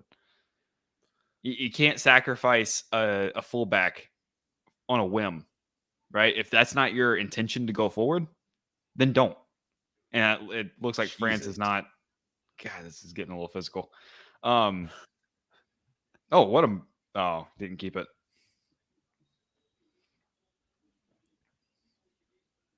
I'm not gonna lie, bro. I'm wearing a French kit because well, frankly, I don't have a Portugal kit if I'm being honest. But part of me would be okay with France losing just because I want Koundé and Saliba to just go back to the home clubs. I'll be honest. No more injuries. Get them back home. Get ready for that is a weird thing, balancing club and international. Yeah, man, it's really weird. I remember it's weird as a fan to like cheer for your individual, your favorite players, but then also hoping that they just come back, injury free. I remember in 2016 when Neymar wanted to do both Copa and the Olympics. Oh hell no! His club's like, no, hell no. Lamine Yamal's almost the same thing with Spain. Yeah, and he ended up doing the Olympics and they won in Rio, and it was a great thing. Oh, great defense! What is he doing? Great defense on Ronaldo. What is Ronaldo doing? Just showing off his abs. I don't know. What was he doing, bro? Like lifted his shirt. Did he get hit? Let's see. No. International soccer over everything. I mean, bro, international football is very, very. It's hard. It's hard not to be romantic about it. It feels like everything whenever major tournaments are on. There's players that would trade their 2 or 3 Champions League titles to win the Euros or the World Cup. That's why I hate that question when it comes up. People always ask like, oh, what would you rather win? 2 or 3 Champions Leagues or a World Cup? I'm like, are you serious? A World Cup? Like, yeah. It is the single greatest honor you can have as a soccer player, a footballer. Like, a World Cup through and through. You ask any one of those U.S. men's national teams players, you ask Pulisic, what's going to matter more, his Champions League trophy with Chelsea or a World Cup with the United States? Like, come on, man. Koundé. Or even just like I know that how much that Nations League means to McKennie and to Pulisic and to Adams. Can you imagine if they won like a real tournament? Yeah. It'd be sick. Man, I can't imagine it, I'll be honest, but like if it was possible, it'd be insane. I can't imagine it because of it's just too soon. Like it's too recent, but Dembele, ooh. Oh, did he keep He's gonna shoot it. He's gonna shoot it. Yeah. from the that wing. Right there is Barcelona Dembele in a nutshell. Just saying. That is exactly what we got. Or was that Colomwani that hit that? No, it was Dembele. But like I'm telling you, man, like that right there, nothing against Dembele as a player. He opens up a lot of space for other players to get the ball, but if he doesn't distribute it and opts to shoot instead, that's exactly what you get.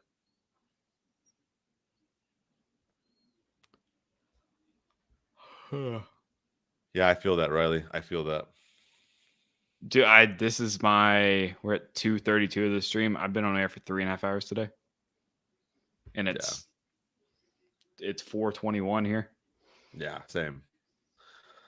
A World Cup for your national team. Think of the amount of people who can't even qualify for a chance to get that trophy. As I'm saying, bro, Honda, it's not even close. Because you think about guys like Erling Haaland for Norway. Odegaard, same thing. Yeah. He can't even make the Euros. You know what he would give to even be within a sniff of a World Cup? Like, come on, man. He could. All you have to, if you're a world-class player, especially, you're gonna have your pick of club teams throughout your career that can help you win those illustrious trophies at that level. Yeah.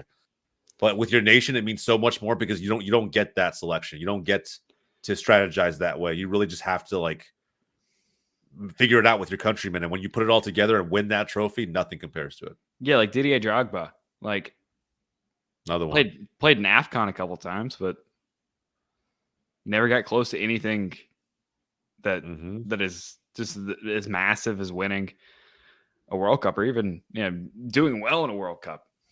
I wonder if you were to ask like someone like Mo Salah, like what would they take? Because he's been to a final of an AFCON and he's won a Champions League. I wonder if he would, if he not trade it, but if he would ever prioritize an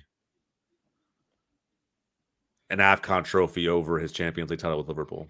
Also, like you have Mo Salah, who is, you know, for Egypt and made the World Cup in 2018. Obviously had some injury stuff, but say he played in that first match, right? You ask him what his favorite game on international duty was, it might be the AFCON final, and then second through fourth would be the World Cup group stage. Yeah. Right? Like that's how much it means. That's how superior it is over all of these tournaments into the crowd. Yeah. Into the crowd by Barcola. Yeah. Another PSG player. Yep. But I don't know. CONCACAF's weird, right? Because CONCACAF only has 2.5 teams who have ever done anything. And Canada's going to be a threat moving forward. It seems like. Damn straight. Yeah. I figured a good reaction. We'll see. And I do love Canada. Canada's I'm not going to overhype Canada like a lot of people are. They've scored one whole goal in the whole fucking tournament. So, like, until I start seeing some actual production, then I mean, sure, can you get results in a lucky fashion? Well, absolutely. Okay, debutantes never do well. Never. But, wait, but like, one second.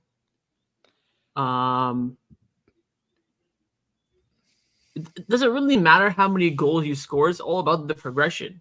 Like, again, Portugal scammed their way through. In a tournament, sure. Yeah, in a weird, again, with the debutant, like Riley said, it is, yeah, maybe we don't factor that type of performance in as much. But, dude, one goal and to be like, oh, we're kings of CONCACAF. No, I mean, there's so much more than that goes into it. Like, I don't like cherry picking from tournaments for that reason. Results are what matters. But I'm not going to sit here and talk about Canada like they're a great team or even the best team in this confederation because they have one goal, a singular goal. The rest of the goals all come from Argentina. And that's why, like, they're a top team. They're doing what top teams do. Canada, to me, you can't score against what? Chile? You can't score against Peru, or you did with Peru against Argentina. I don't know. I think it's hard for me to like fully be super excited like others are about them. But I see the logic. Progression is progression. It's just it's one fucking goal. Like I'm just like, I don't think anyone's really like hyping this. They're just saying, it's excitement for our first, tournament where there is, I've seen a lot of hype for Canada on the timeline. Is it from Canadian fans? Yes.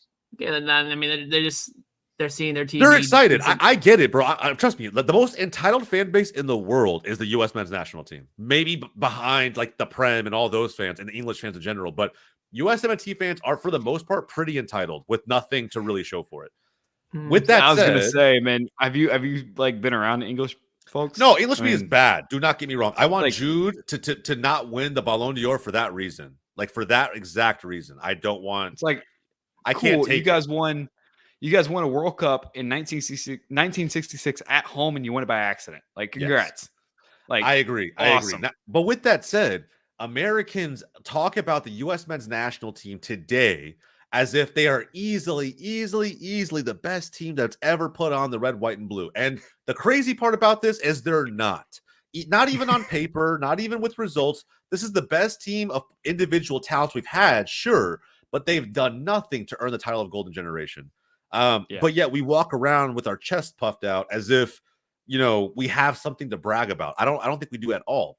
And now that the two giants of CONCACAF have been eliminated and Canada's there, they're kind of showing similar signs, right, of just entitlement when, again, I don't think they've done enough to do it. One goal, a single goal that got you through.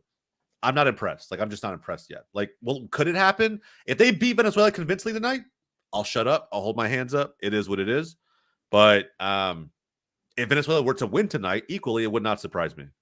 I don't think this can. I think Jesse Marsh maybe is a tournament manager because he hasn't really worked out the club level over the course of an entire season in quite some time. But I don't know. I guess we'll see. We'll see as they get deeper into this tournament if they're actually going to be matching the hype on the timeline. So just quickly jump in here. Your boys got work later, so I'm eating dinner now. So do not judge me for eating. You're good. I was eating a little bit earlier. You're fine. Yeah, what were you eating earlier, Jose? Just a snack my wife brought in. She made Shout out these, to like, Wifey. these little jalapeno popper things, and she made like 4 of them for me. So I just had those really quick. I'll have lunch after this though. Yeah, dude, it was like in like that brown bag. Yeah. Like one of those popcorn bags. Yeah. No, it was. Yeah. She had made a bunch of them. Like they put one in there for me. I would be respectful and eat after this, but I'm on a time card, so give No, it to bro, me. do what you got to do. Do what you got to do. I have no judgment. Go ahead. We talked about death earlier. I mean, it's extra time. Yeah, we did. Get some snacks. We can have a mukbang. This game, we have a mukbang. This game has has the stream off the wheels, so I'm fine with this. This game. Have is, we even There's talked about entertainment right the here. game It's in the fine. last 15 minutes? I don't know, man. Honestly, this game. Has anything happened? Yeah, not at this point. Just No. no stoppage time. Just As soon as we hit the penalty, that's when we're gonna start talking about the game. yeah. As soon as it gets the penalty kicks, let's just get there already. Let's be honest. Nobody's gonna get a last shot in here. We got I'm telling 30 you right seconds to now, go. Portugal to win on penalties 100%. You think so? Oh, maybe Oh, not. that flick came about. Bro, that would have been a crazy flick had it come about because he had to change his whole body fucking direction to actually get that off. If the ball would have came to him in front of him and he just laid it back off to the right, that would have been different. Here we go. Oh my God. Conceição. Is Bernardo no? Oh, it was Bernardo. Yes, it was Straight at Bernardo. the keeper. It's a left back. It's a What left a back. miss. It's a left back. It is what it is. Had that been Joao Felix, somebody taking that, maybe a little bit different, but Bruno Fernandes. yeah, this is where you need him. No. Oh, okay. I was about to say, bro. Costa, get in there, bro. You can use your hands. What? Like he's like still trying to play with his feet. I'm like, what? You're trying to take it off Tehran with your feet? There is the final whistle. Penalties There as it predicted. is. Riley United, the true goats. Honestly, Costa saved Portugal a little bit. How many saves did he have? I'll tell you this: Portugal's gonna win. Costa ain't gonna do much. I think France will just miss the target. No. We'll see. That's just my I prediction. mean, he came up big in the last one, but I agree with you. I don't think he had 5 saves in this game today. Bro, Griezmann, just one more shot would have put me on the full power play, but I'll take the flex. We're good. No Griezmann, no Mbappe for penalties as well. I don't know what it is about Griezmann. Now with the captain band removed, I feel like he's not quite as impactful for France anymore. Granted, he's 32, but I don't know. I feel like Griezmann in 2018 was significantly more impactful. Even in the World Cup, if we're being honest. That's And all. even at club this past season, significantly more impactful. Because in those areas, he's always a star. Here he's gonna take the limelight from Mbappe. My computer's dead. Tell me what's happening. I got you. Lads, we're heading into pens. If you have not done so already, man, like the stream, man. We're reacting to the pens live. Like the stream. We'll get some more folks in here. Talking about death. Just drop a like, man. For the death conversation alone, drop a like. And yeah, man, this game's gonna be this game itself. If I had to give it a score out of 10, depending on what happens in the PKs, if we get some Debu-esque performances, I'll raise the score. But I think right now I'm gonna give this a very lukewarm 4 out of 10. That's generous. I think I'm being generous. I think 4 out of 10. For the 180 minutes is getting it too. And I only give it the score for the Ronaldo miss and Koulibaly miss. That's all I never really. Yeah, I mean there were chances in this excitement. game. There were chances. If you look at the stats, there were chances, but 20 shots to 15. It's just that like not so many of these weren't even close to being like real big chances, and the XG says it all. They're barely over 1 apiece. Do you want to know what the highlight of this game has been according to Fox? The first thing they showed coming out of break was Kylian Mbappe being hit in the face. He is their star boy. First thing Fox He showed. is their star boy. He's like, this is the most influential game that's happened, or thing in this the game that's happened. What is Daniel Sturridge doing in America? Can't get any views in UK. No, all they do in America is say, former Liverpool, insert position, and he'll get all the views he wants over here. So that's just how that shit works. He's a striker this time. Nothing outrageous though.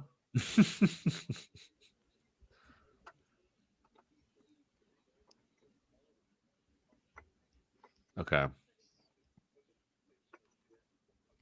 Oh, I'm bringing up the previous penalty kicks. Oh yeah, the hype in this. He won't make. I promise you, he won't make a save.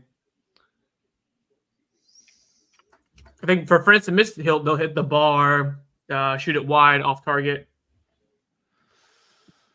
What I say about, I'll say this again: both captains, whoever goes first, or either side, have to score. You have to hit the tempo. Whoever misses first is from the first penalty takers, detrimental, especially if the other player goes after and you don't capitalize with the save.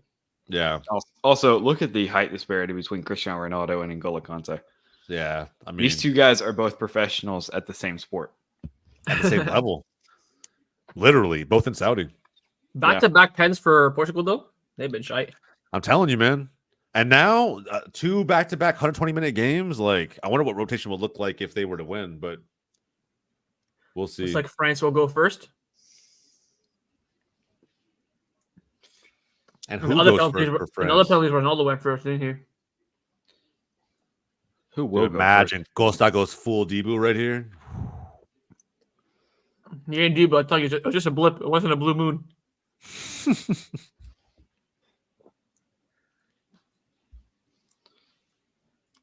Is it going to be Conte first? Surely not. Conte's behind the Portuguese team. Oh, okay. I didn't see where he was in the field. He's just walking behind talking. I know that France are going first. I think Ronaldo headed. Yeah.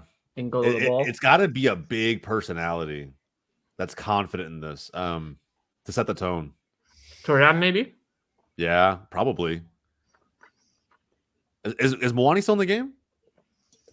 He got hooked for Thuram. That's right. That's right. But no Mbappe, no Griezmann. That's big. And no Bruno Fernandes for Portugal. Yeah, that is huge. And who's going first? And remember, in the World Cup, Chouameni was the one to miss. So it's on the Portugal side as well again. Dembele. Dembele is gonna miss. God. He's gonna miss. Oh my god! I almost first. I almost said it. I would put Dembele first. I didn't even consider me up and down. I didn't even consider it, to be honest. You guys hate Ousmane Dembele. Honestly, Quickly, bro. Look at the football ratings. Look at the Portugal side. Who's the one guy not in the green? Just saying. Oh, that boost is gonna. I'll tell you right now, he's gonna sky this. Rose Z. Is he gonna go to the left foot or right foot? He can take penalties either. He's going right foot. There it is. Oh, right good foot, penalty, then boost. There it is. Looks like you're shaving your head, brother. Go ahead. Big penalty that. Now let's see who can go. is. Ronaldo misses. I think it's over. Ronaldo has to go first. Surely he will, right? I don't know. I think he's someone who likes to go like last. I think he only went first in the last penalty shootout because he missed during the game. But we'll see if I'm right. Let's see if my theory is right or not. Yeah. Who else would go first? Felix? Okay, never mind. No, it's Ronaldo. Oh, it's Ronaldo. Yeah, it's Ronaldo. If he misses this, they lose. If he scores, it's game ball. Anything can happen. Whoever misses, and But this here sets the tempo. Look at him say his prayers. All right. Do you think he's gonna cry if he misses? Bro, probably. I'm saying this because he's done it every other time. I think, even with like back in the United days when he missed in like the Champions League final. I think he'll scream in the air. 1 second. I think he's going bottom left. Oh, yep. These cheeky little run-ups, bro. These cheeky little run-ups are like, I don't know, man. It's almost too much. I can't say anything. I would sprint, stop, walk, like look around, and then look at this, bro. It's just like it almost makes Leva's run up look decent. Not as great as his one against Slovenia, but I think the stutter got Mignon a bit. Do you remember Pogba's run up when he was playing for United, where it'd be like the little din. Yeah. Bro. Who's this for France? Pogba, man. I would have taken that man at Barca in a heartbeat. What's crazy about that? Fofana up next year for France. I think he's going to absolutely scuff this. I'm saying wide right. See where it says Stratus there? He's going to hit that board over there. Wow. Oh, the middle. That's bold. Wow. Oh, very ballsy. Very and what ballsy. does Debu say? Debu says, always in a penalty shootout, you go down the middle because there's no chance a keeper stays down the middle in a penalty shootout. That's smart there. Always, Debu's tactic to Argentina is like every time whoever scores the first penalty, second one you go down the middle. Even though Alvarez went top right, it's because Messi missed. So, but when you He score, had to make it. He had to make it. Psychologically, when you can see the first penalty like Diego Costa did against Dembele, you have or to like Bernardo did against against who city was it? Madrid. It was Madrid. Madrid. Bro, if he goes down the middle and misses it again, this man's gonna have nightmares, bro. Listen, all right. Mignola's gonna dive. If he goes down the middle, that's balls. Second round. Oh, very close, very close. Is that a cracking? Did Mignola get a hand to that? It was close, man. I thought he was gonna get a tip on it. So 2-2 going into round 3. Here we go. Oh man, that is so close. Yeah, not strong enough hand. Mignola's look better on the 2 than Diego Costa. Or last PR7. Holy. It's called passion. Oh, Jules, madre. Oh, Oh, don't miss that, please. why are you even saying it? Hop it, shut up, bro. Just let it happen. He's the best. If he misses this, I don't care. Best defender in the world. Stop saying it. Just let it play out. Here we go. Calm, cool, collected. Defenders always great hit. Defenders always smash it, no matter what. Got some competition. Absolutely smashed it. Absolutely smashed it. You bring up a center back, he's gonna hit it as hard as he can. No hesitation either. Zero hesitation. Just banged it. I love that. I love that. You see a lot of like attacking midfielders or forwards get really, really cute when they try to do penalties. Defenders just let me put my laces through it and try to break the net. Even if you die the right way, trust you're not saving this. Yeah, 1000%. 3-2 France. I know you said dive, but I heard die, and that just takes me back to the coffin Viking funeral conversation. Love a good Viking funeral.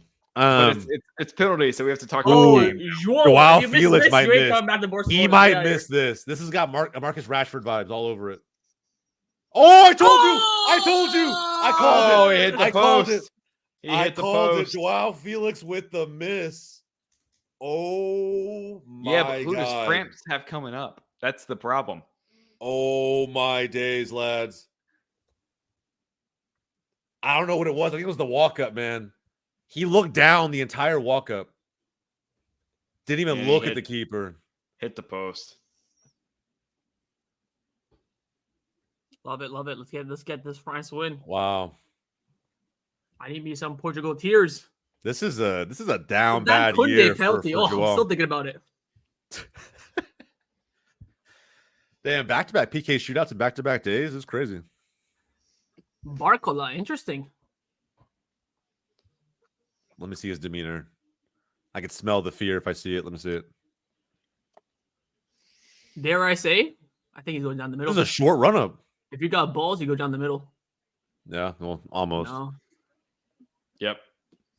What was my one and only prediction? I told you Diego Costa's gonna flop this penalty shot. You ain't Debo. You can't do it back to back to back like Debo, like Drake, back to back, back. Like Drake. Hell yeah. Oh, here Spain we go, and France is gonna be a banging game. It will be Tuesday. I'm not ready for it, man. I need Spain to win that game, bro. I need Spain to win that game. France winning this, by the way, with no Mbappe, no Griezmann. Nuno Mendes is absolutely gonna fluff this as well. Oh, Twitter's gonna pop off now. Look at Magnan, bro. All right, Portugal missed. They lose. Okay, so they didn't pan to Ronaldo after that miss by Felix. What are the odds the tears have already started? That'll be hilarious. He's screaming Magnan right here, the hero. Magnan, the hero, makes the save. I think he'll score it. Oh, what are these penalties, man? Bro, that was a great hit, but I'm not gonna lie. Part of me, I got scared that it hit the crossbar. No, Jules Koundé's penalty is still the best. No cap. Look at this hit, though. It's a great hit. Even if you told him you were going that way, he wasn't saving. Yeah, he wouldn't have saved that. There's no way. So France scored this, they win. Mbappe's ready to run onto the pitch. He's ready to run on the pitch, bro. Theo Fernandez. This is a big one for him. Did he take a PK at the World Cup final? No. I don't think so. I don't think so, yeah. Look at Mbappe, bro. Kylian ready to run out of the field, bro. Look at this. Here it is. Portugal might be done right here, lads.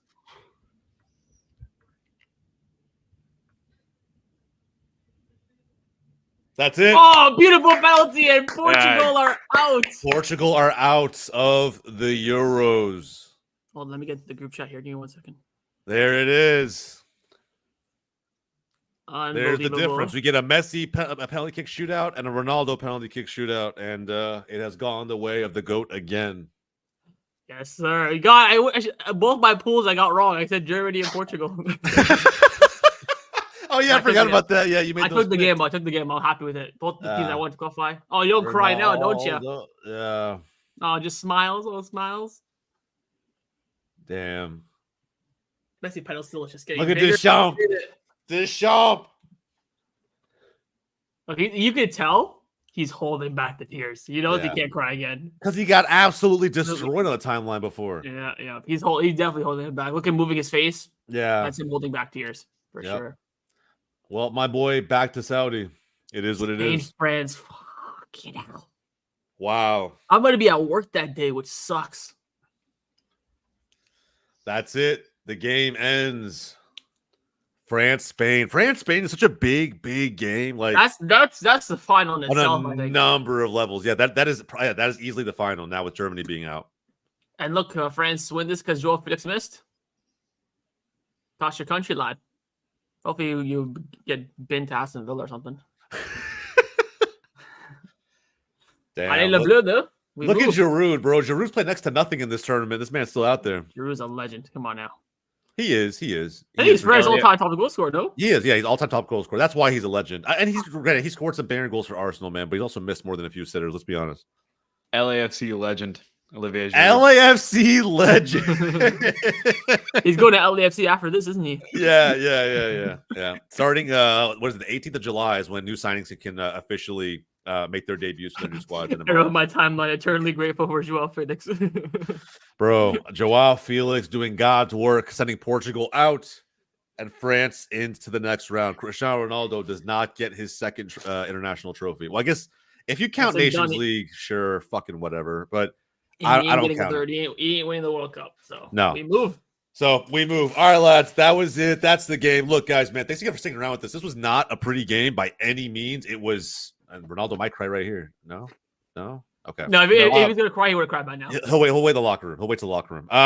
But yeah, man, look, great stream for today. We're probably gonna do one of these next ones in the next round. I really want to do Spain, France. So that's probably the one that we aim for.